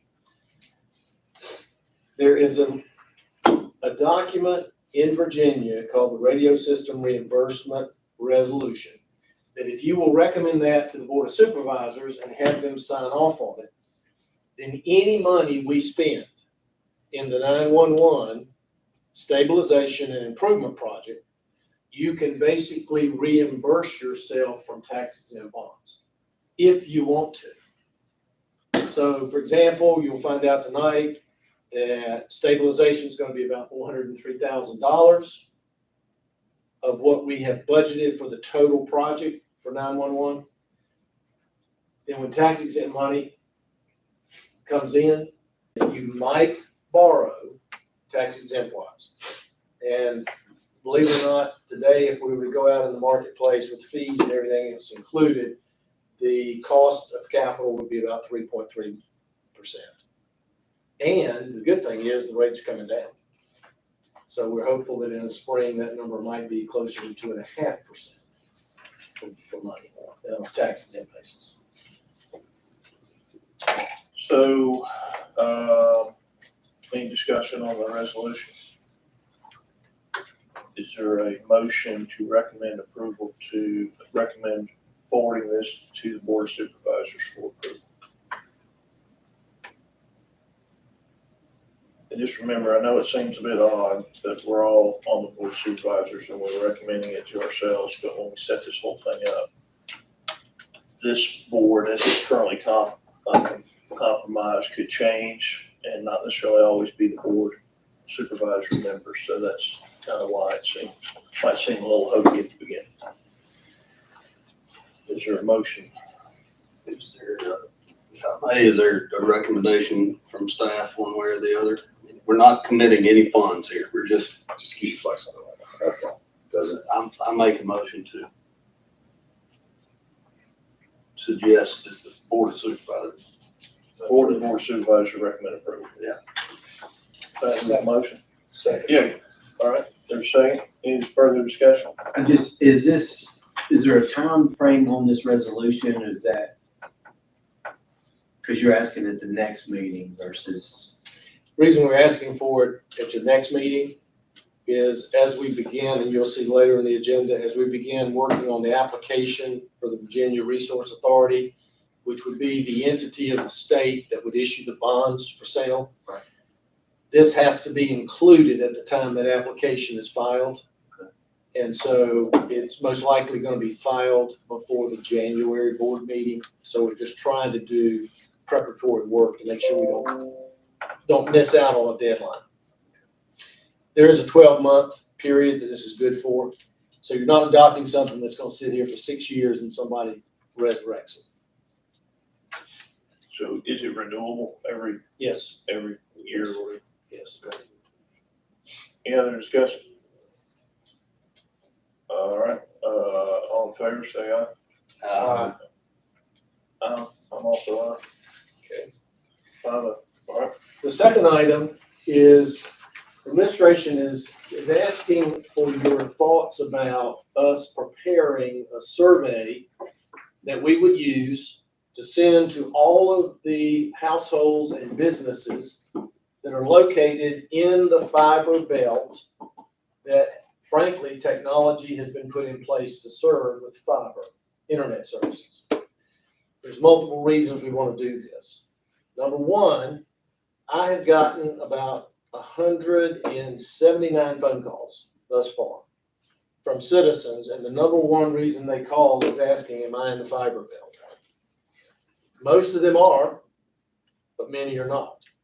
And so literally there are now, and we've certified this, there are 2,584 households and businesses that are in the fiber belt, and that Gigabeam has said they can provide fiber service to. So we want to send a survey to every one of those households and businesses to make them aware that they are in the fiber belt. And if they desire it, they can get service by calling Gigabeam, and we want to make sure they understand the process to follow. The second part of the survey, though, would be to ask the question, if you don't want access, why? Is it a cost issue? Or what, or you maybe already have a different service, and if so, what service is that? We're just trying to find out more information about the people who are eligible for the service and why they choose to either accept it or not. Because hopefully that will help us as we continue to expand fiber programs and services across the county. Now, what we're asking for is whether or not you think that's a good idea. Because if you do, then we want to develop a survey process, a survey instrument, a cost for administering the survey, and bring that back to you in your January meeting for consideration and hopefully approval. comments, questions, thoughts? Who's gonna develop the survey? You and Sandy or who? Yes, right now it'd be Sandy, Terry, and myself, and then of course Stephen and others would be involved peripherally to look at that and evaluate that. And how do you see, I mean, well, we've done a couple surveys related to the internet over the last few years. You know, the challenge is obviously getting them to them. What's the best medium? How do you see getting it to them? How do you find these people? Because now you're not talking about a countywide mailing, right? You're talking about a very We're talking about targeted, 2,500 and yeah, it's a we targeted. know each. So how do you, what's the thought? Or am I, it's just too early a question? John, we've already contacted certain counties that have done surveys. And when you target the population like this, we have the ability to do now, everybody recommends a personal letter with the name of the resident or business on the front, the county sticker on the return address, and the response rates are typically much higher than if you just do a targeted survey across the county. And in our case, if we did that, you'd have 60% of the people getting something that they can't even respond to because they're not eligible for service. That's our thinking right now, but we're continuing to reach out and identify what have been the best practices in other counties. The reason we're doing it now, frankly, I know I've heard you say many times people need to sign up, is because once we closed out the grant, it was the first time the county had access to every single household and business that could be served by the grant-funded infrastructure. Prior to that time, it was considered proprietary information. And so we filed for it and we got it, and we now know every single household. Of that 2,850, do you know who has the service? 580. We do. What'd I say? Yeah, 800. It's 2,500. Yeah. We do. And right now, there's about 561 households that have been connected with fiber. And you want information on why they connect? We can exclude them from the survey if we like. And that's part of the question about designing it and the purpose and content we want to get back. We certainly don't want to bother people if they've got a service, but that still leaves us 2,000 plus. But frankly, I think there are a lot of people sitting out there that have interest in getting the service. They just don't know they can get it. I'm on the waiting list and I hadn't heard the first thing, and it's kind of irritating me to get a survey from the county when the gig thing won't come hook me up. Well, the other thing about doing this, taking this step and going to the trouble of doing this, you're a perfect example. If you get this letter and you call Gigabing, they've agreed to DHCD if they will hook you up within 60 days or less.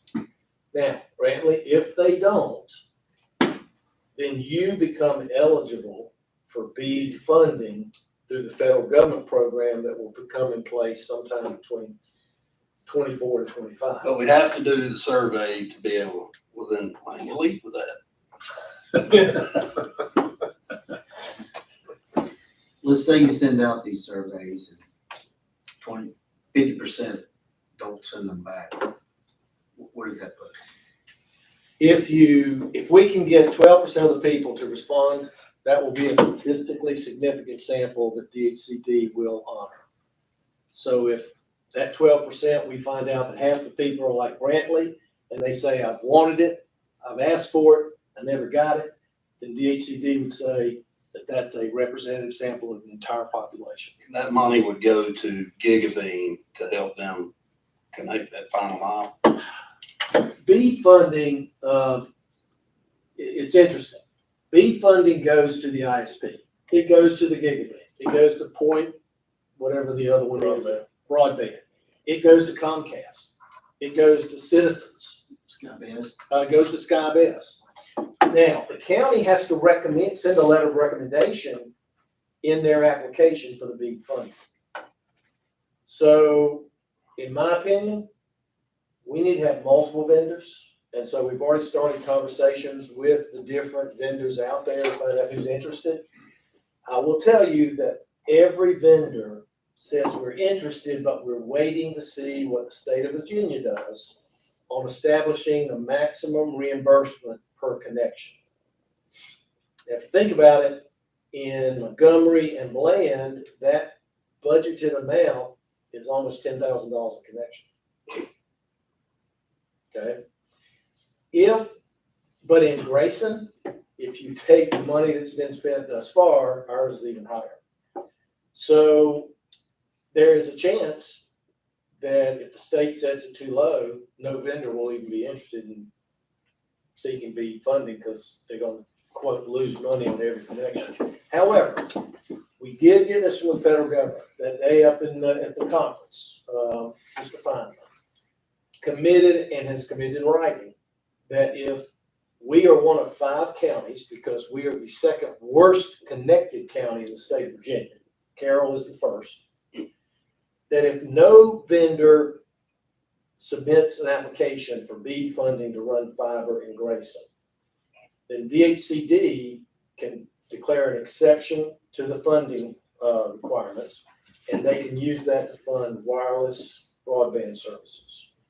So in effect, if we were to move forward with our U.S. Cellular approach, then literally U.S. Cellular could get BEAD funding to continue to expand what we're trying to do in the western end across the county. So it's to our advantage to push hard, try to get as many vendors active as we can, which is what we're doing. And then my hope is that DHCD will set an average connection reimbursement rate that's reasonable. One thing on the cellular piece, just for your own knowledge, is that when somebody talks about cellular wireless in the home, that's not the same as creating a hotspot on your cell phone and using that. It's a separate capability. You need a separate piece of equipment, but you don't then have the data rate challenges that you do with your cell phone. So if you ever get into that discussion with people about the benefits of what 5G can do, there's a couple of steps they need to take with it. It's technology that's on the tower. 5G. That's 5G. What we went to at, yeah, that's right. But that spectrum, that 5G spectrum, you need home internet equipment from US Cellular to be able to do that. You can do it over your cell phone, but you're going to be charged your cellular data instead of a different rate. I'll also tell you that in the closeout, and we're going to get to this. I was going to do a summary, but it's pertinent to the question you just raised. None of the wireless that GigaBeam has installed met the federal requirement for wireless broadband. Because when they did, signal was not good enough. Correct. When they did their own speed test, and they did the test, which they had to certify and submit, their less than 4% of the homes served were meeting broadband speed requirements. Now, what that means, which is a good thing, because we challenged them and DHCD kicked every one of those out. And as a result, they are all eligible for BEAD funding should somebody decide to offer it. Whereas the fiber customers in that 2584, they will not be eligible for BEAD funding. So again, it's to our advantage. But the technology of 5G has proven that they can deliver the broadband spectrum and speed that are required to meet the federal standard. And that's what USA is proposing to put on the table. So doing the survey sounds like, Mr. Chairman. Okay, well, we will bring back a plan in for the January meeting. Point Lookout. I started to call this the Point Lookout disaster zone. And Shane and Paul are both here. I'm going to try to give you an overview, and if you really want to dig into the details, they know a lot more of the technical specifications.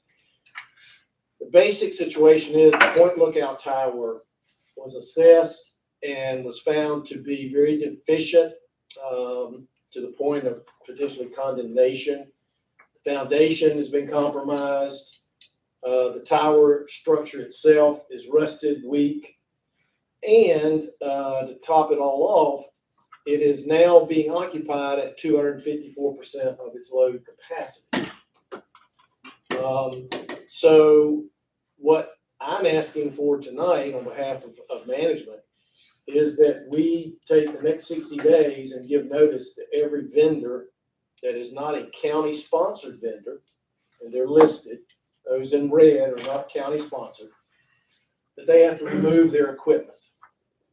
Because if we have bad windstorms of 30+ miles an hour and a ½ inch of ice on that tower, according to engineers, there's a good chance it will fail. And when it fails, it's going to be a disaster for our 911 system, our county school bus radio system, and obviously law enforcement. So I will tell you that I have worked with Gigabeam because they were aware the assessment was going to be done. I shared with them that I was going to be talking to y'all tonight about how we remediate the risk.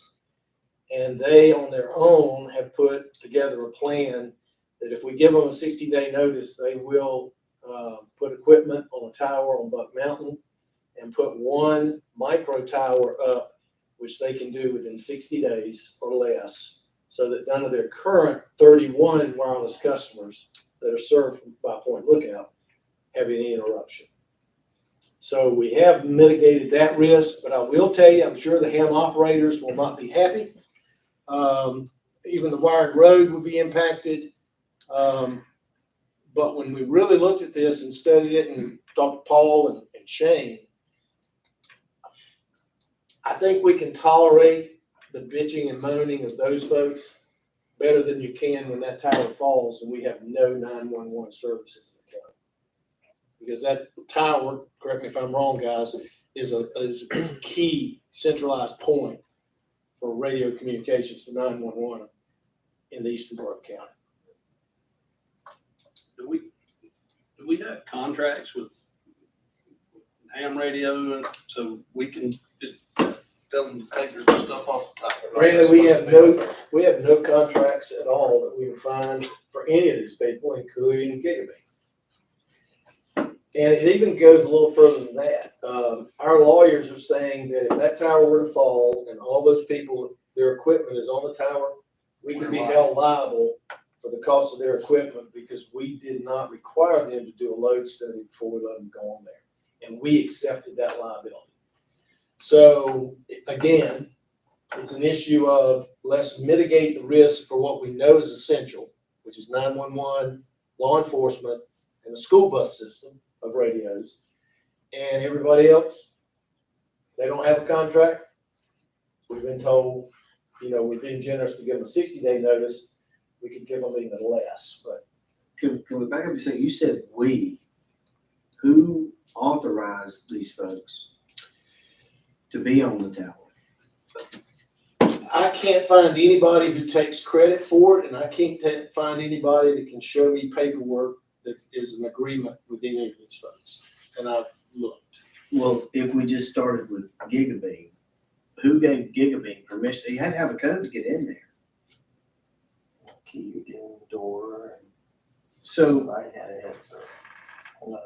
I mean, we need to hold Gigabeam responsible. Or these people that's went on there without permission, if they can't show us in writing who gave them permission, then I think we need to force some liability on them. That's wonderful. But the lawyers, that's our tower, and we would be held as negligent for not having that information and doing that due diligence, which means the liability falls on us. I don't know that there's necessarily nefarious behavior going on by either of these companies. I think, both the Wired Road and Gigabeam are in the county because Grayson County is part of, we hired Gigabeam and we're a member of the Wired Road. Correct. So I think it may have been just evolved over time because we did have an ordinance and a thing in our zoning ordinance that said, government agencies and government affiliated agencies can hang stuff on towers. How'd they get the code? I think it's a stretch to say because we've contracted with Gigabeam, they're a government agency and can go on this basically. They're not a government agency, they're a government affiliated agency because we are under contract with Gigabeam to provide service. So I think there's a logic leap that was taken, rightly or wrongly, that got them access to that tower. Gigabeam's got to work around. I'm not worried about them. I'm not worried about any of them, frankly. But Wired Road has microwave shot. They're only Sheriff's office, that was some of the, But I remember having this discussion, when you told me they were up there, I was like, where's who authorized, or, you know, then I talked to, I can't remember, I talked to Sheriff's Office, they did confirm what you're saying, which was a backup, but there's no. Well, yeah, and I know I got for you, and I couldn't provide these people any information. I don't know if everyone on the board got for you, but wanting to know. I know it's because it's in my district, I guess, as soon as that was the thing, and I think the guy came, the landowner there, he came to a meeting, and I heard you say the exact same thing, John, in that meeting, that they were affiliated with the county, and I think I just think that's a stretch to use that as an excuse. Do you know who gave them permission?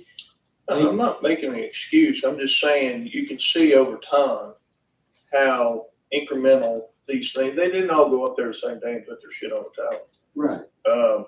But you can see over time with that how things like this happen. We just got to address the problem because we have a liability concern. I mean, Supervisor Anderson, the main Gigabeam operations guy said he thinks the prior administrator and the prior program manager were the ones they talked to. He thinks. But to me, we need to make sure that in the future we have the right documentation and the right standards for anybody that might co-locate on any tower that we own without question. And so that's not a debatable issue. I think that's rock solid. We got to do that. In this case, the bigger issue is we're going to start having ice and high winds in January and February. And if that tower's still sitting there with 254% overload on it, that is a huge risk for vital county services. And so we're asking for your approval to proceed as expediently but as fairly as we can to get these people off the system or off that tower. Now, I'll tell you, even if we leave 911, county, and law enforcement, we're still operating at about 120% capacity. So we are working on a plan to replace the tower. And that, we're just in the preliminary phases of looking at what our options are. Because if we're going to keep using that tower, does not have a very long life expectancy. And what do you need, a motion, or you just need consensus, or what do y'all? Frankly, because I would anticipate we're going to have some really unhappy people potentially, I'd like to have a motion that makes it official, that says the evaluation, the study was done, that you're in concurrence, and that we need to act on it. Okay. So is there a motion for the county to notify the ham radio operator, Wired Road, Gigabeam to evacuate the tower within 60 days? I'll make that motion. Okay, I'll make that motion. we got a motion. Is there a second? I'll second. Second. Any more discussion? Is it have to be 60 days? Is there's a sense of urgency? Is it 30? It's all weather driven. Right. I mean, what's going on 30 days? Well, Gigabeam, because they have probably the heaviest equipment up there, they're going to have theirs off. They told me if you decide tonight to vacate the tower, they'll be off before January 1st. The others, frankly, I'm still scrounging around trying to find the right contacts for the ham operator guys. Wired Road's pretty easy when we know Matt, we know the contacts. We could give them 60 days, but we will encourage them to do it faster. And if we can't find a ham operator that's willing to pay to have it taken down, we'll have to take that. Yeah. I guess my frustration is the particular homeowner is really questioning me quite a bit on this thing. And here we are at a sense of urgency, and he's been saying this for months. There's too much on that tower. They don't have permission. And here we are at the 12th hour with a sense of urgency. And we wouldn't have even probably known if we hadn't got the tower, evaluated. Correct. So it's just frustrating. But that's all I have. I'd like to elaborate a little bit on, Well, we're in the middle of a motion and I'm sorry, discussion. I'm sorry. with The board.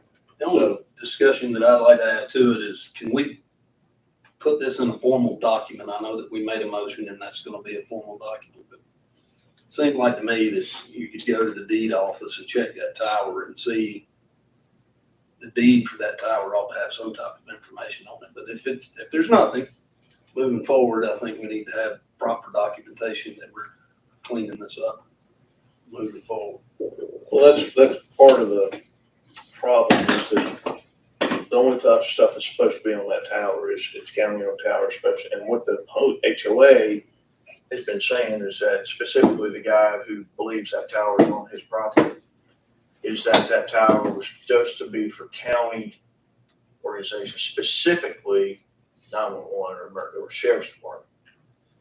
Over the years, that hasn't been enforced, it's been evolved, and now we're in this predicament. And so this is step one, in my view, of trying to get that whole thing fixed. Whether or not the tower gets moved and we take it down and never put one up there, that's to be, the first thing is keep it from falling on somebody's head or whatever. Okay, any other discussion? Just, are we in negotiations with those homeowners about putting, if we fix the tower, put a new tower up, moving forward up on there, or is that? We got money for the HOA fees, so that helped them. After tonight, we will start that process because we'll know what we're gonna be doing with the tower. The other piece though, and this is John Fancy's view of it, is US Cellular develops their plan.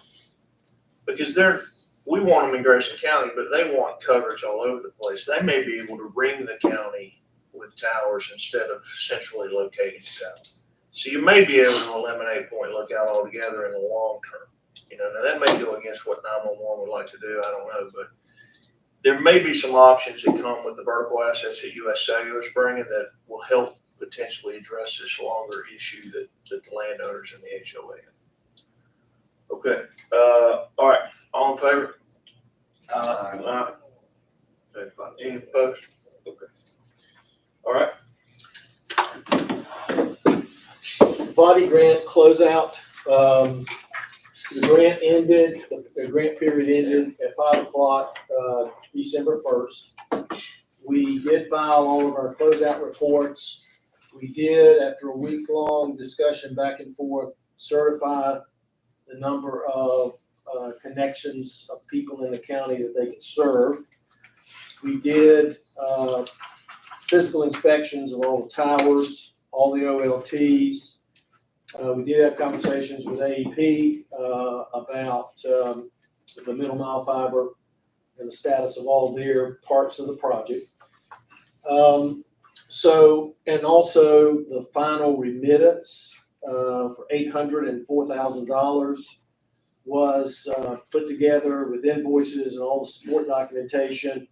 Took us about 2 weeks to do that with Gigabeam, and all of that has been submitted to DHCD. Now, they've accepted our closeout report. They accepted our certification, including the B challenge, which is where all the wireless got taken out of the body defined area. And they are in the process of reviewing that remittance.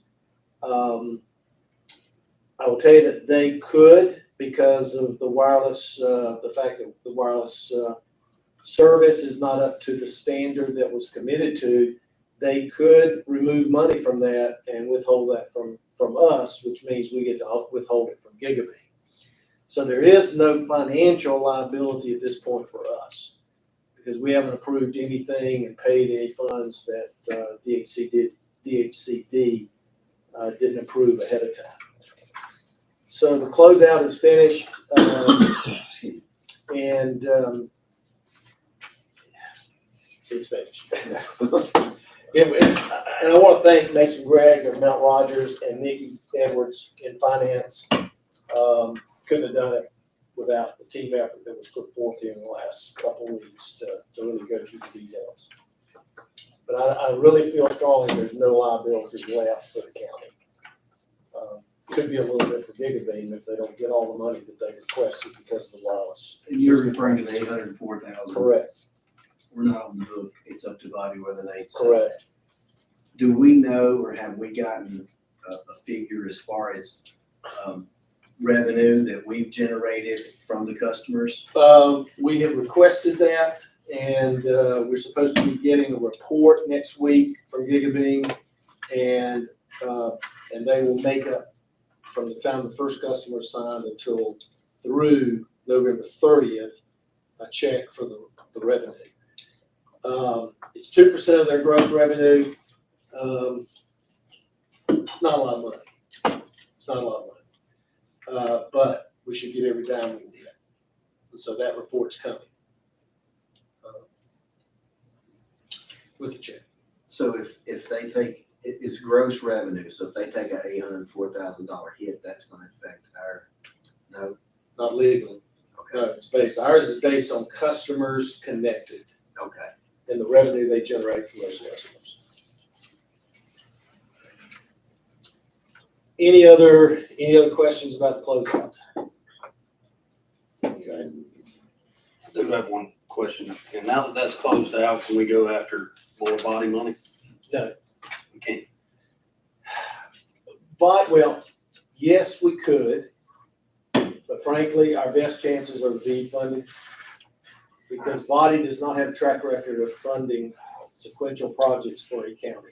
Even though when we met with them, I guess when they changed leadership at Body, they told us we could rescope it and come back to the pot for money there. They refused to let us rescope it. And This was after the changeover. yeah, and they have pushed us in the direction of the BEAD challenge. Gotcha. Okay, thanks. Now, we'll tell you, we have paid our $200,000 matching grant money. That check went out last week and had to be in the hands of Gigabeam prior to the closeout. So we gave them money for 24 hours ahead of time. Thanks for shepherding that. Yeah, close out. And I may be getting ahead of you, Tom, if I am, you just tell me you're gonna get to this, but as far as the bead and the map that they talked about, can you tell us where we're at with that map? Yes. When we talked about the BEAD challenge, that really, Supervisor Anderson, is all about the map. It is literally a GIS map that shows households and households that are in the fiber path and households that are not in the path. And there was some debate because where the fiber path crosses into Comcast territory, we had to go in and get Comcast customer information, compare that to what Gigabeam gave us. And that's how we came up with the 2,584. Because that's what we mutually agreed. Now, they started out at 3,030. And literally, I went out and did a physical survey of some of the addresses because I knew in the West End, there wasn't nobody living there. It was not a house on that property.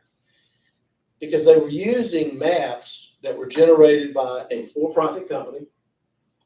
And this will show you the state of affairs. We used that lead core information. We used the treasurer's office information. We used AEP's information, none of which were totally in sync.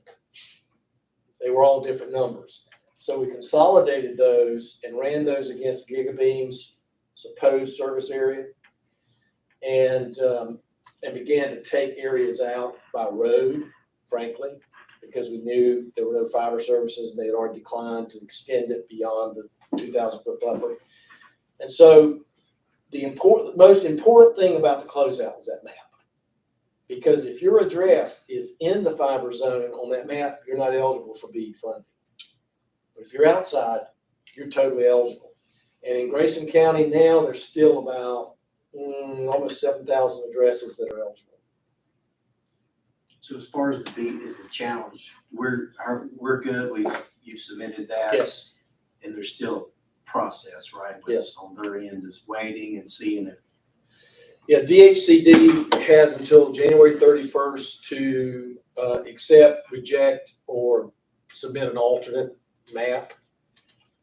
I've been told, because we worked hand in hand with them through this process, that we're most likely going to get the map that we presented.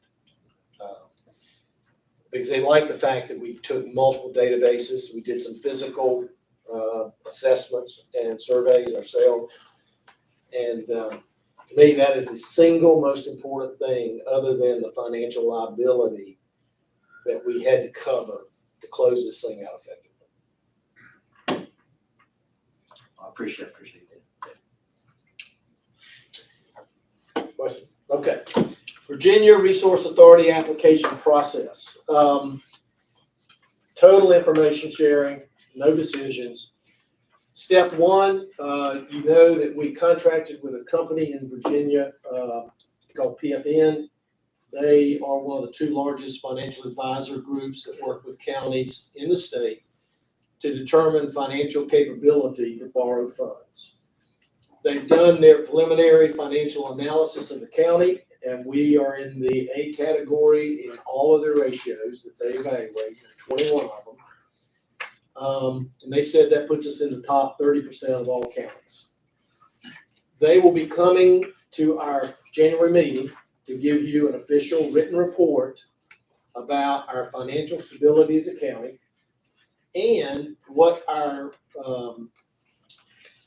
capability is to borrow funds if we need it.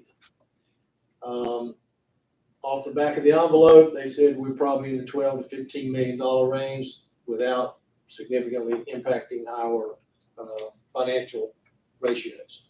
Obviously, we're not proposing anything near that, but they will be here to go through the report. You'll get it at least a week ahead of time to review.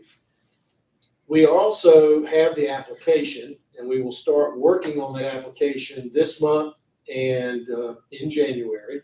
It has to be submitted by February 1st.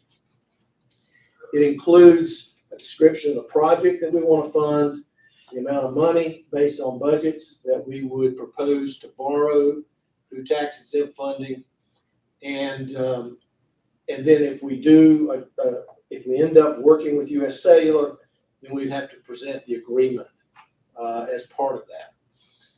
VRA would then take up to 30 days, which would be the month of February or 27, to evaluate that, ask questions, complete it, make sure they've done their due diligence.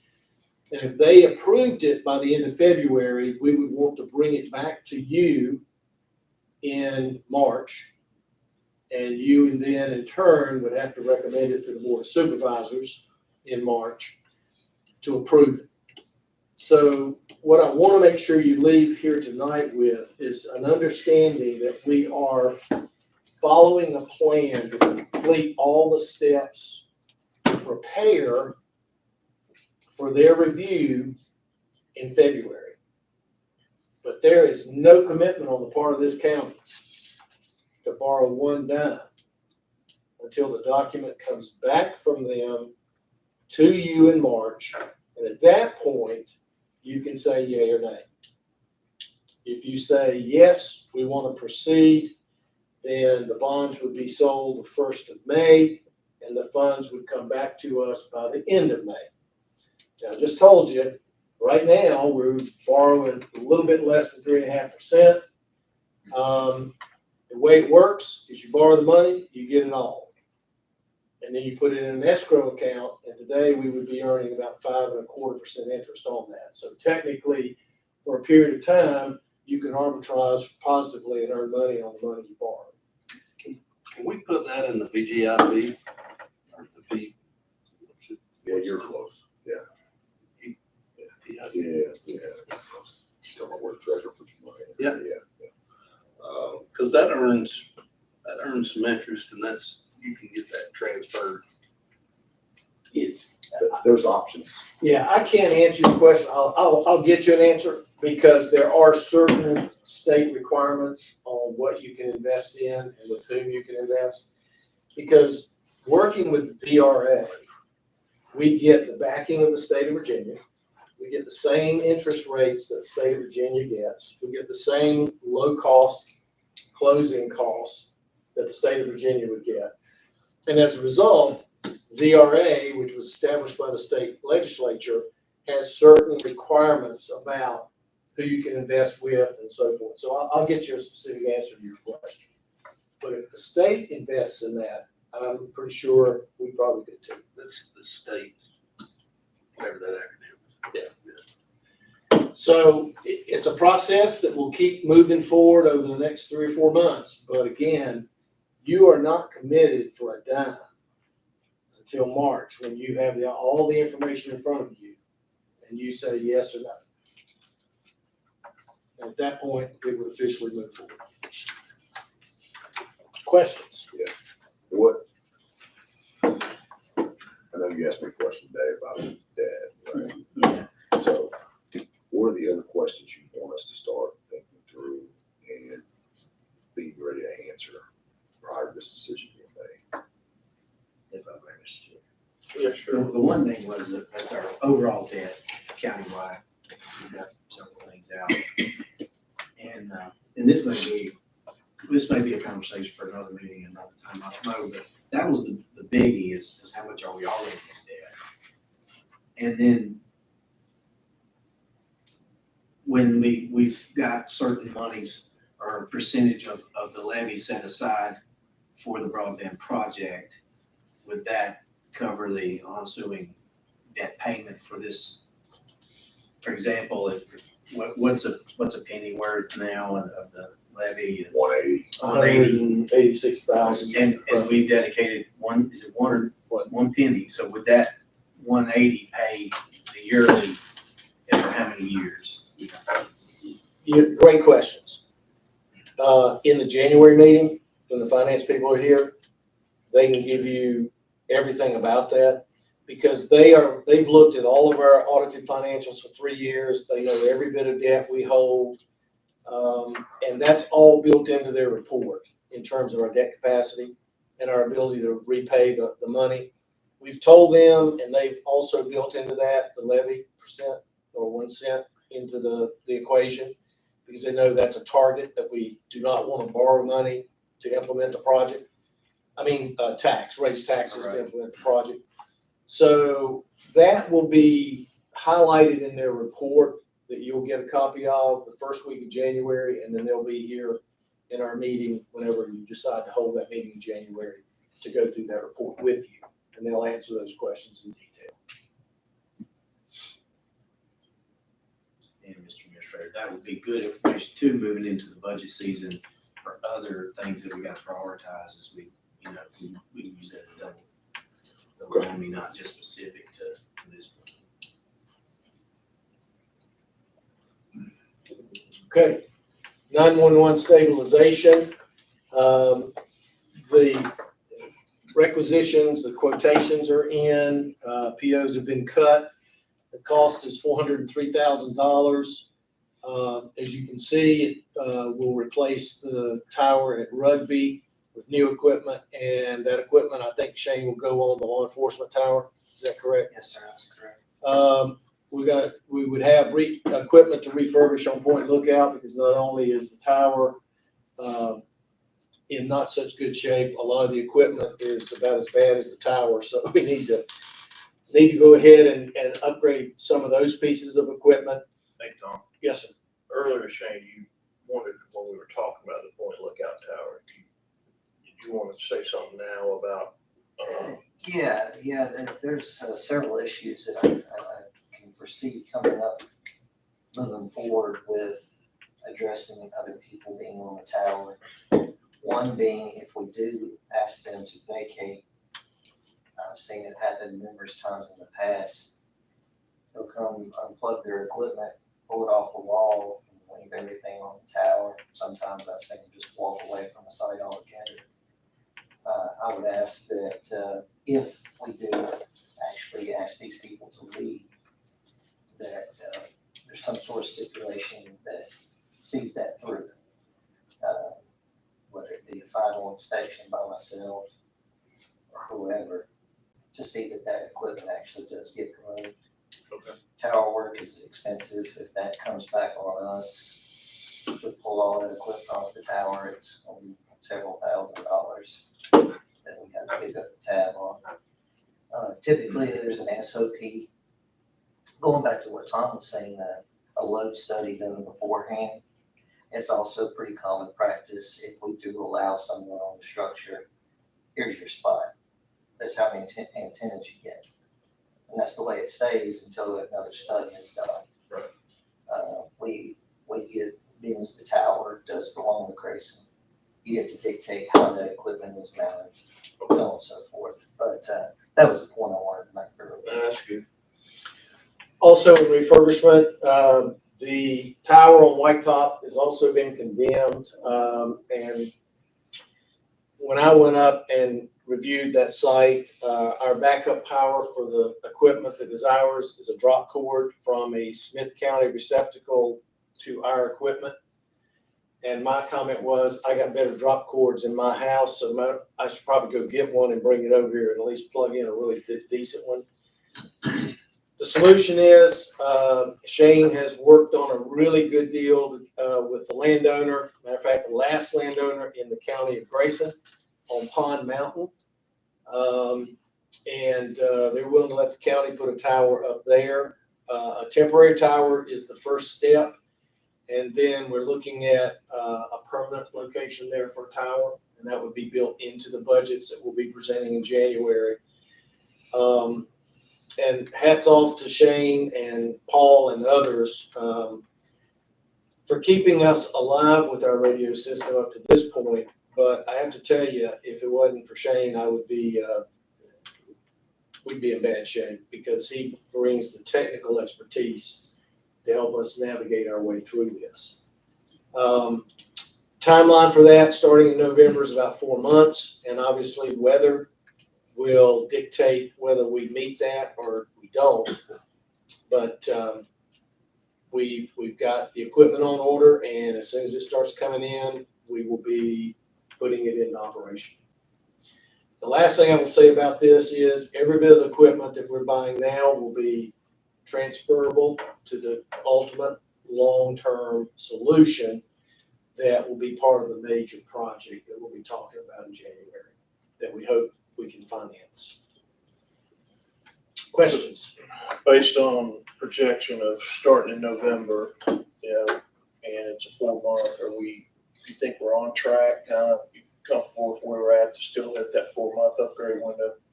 We'll be cutting it close, but yes, I kind of primed the vendor ahead of time to get some of this equipment on its way, and luckily 40 to 50% of it was sitting on the shelf when the ink was dry. Oh, good. Okay. Any other questions for the? Okay.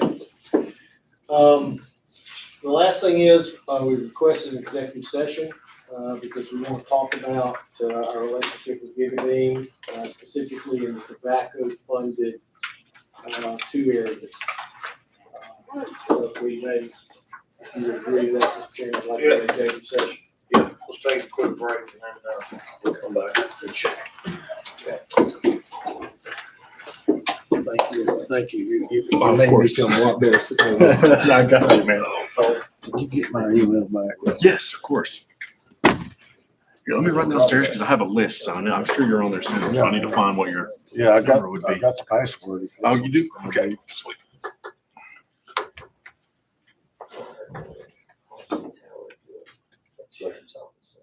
1956 will get you in there. Get the iPad email update. Yeah. I think that'll be it. Send you that.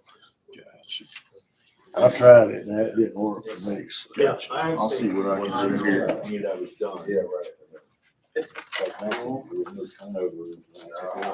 We just kind of building it together and figuring out the problem. Yes, I was pointing at stuff. Figuring it out. You get you do that here for a minute. Yep, can do. I don't know if y'all got our most recent email. Well, I guess not if y'all haven't gotten it to work yet.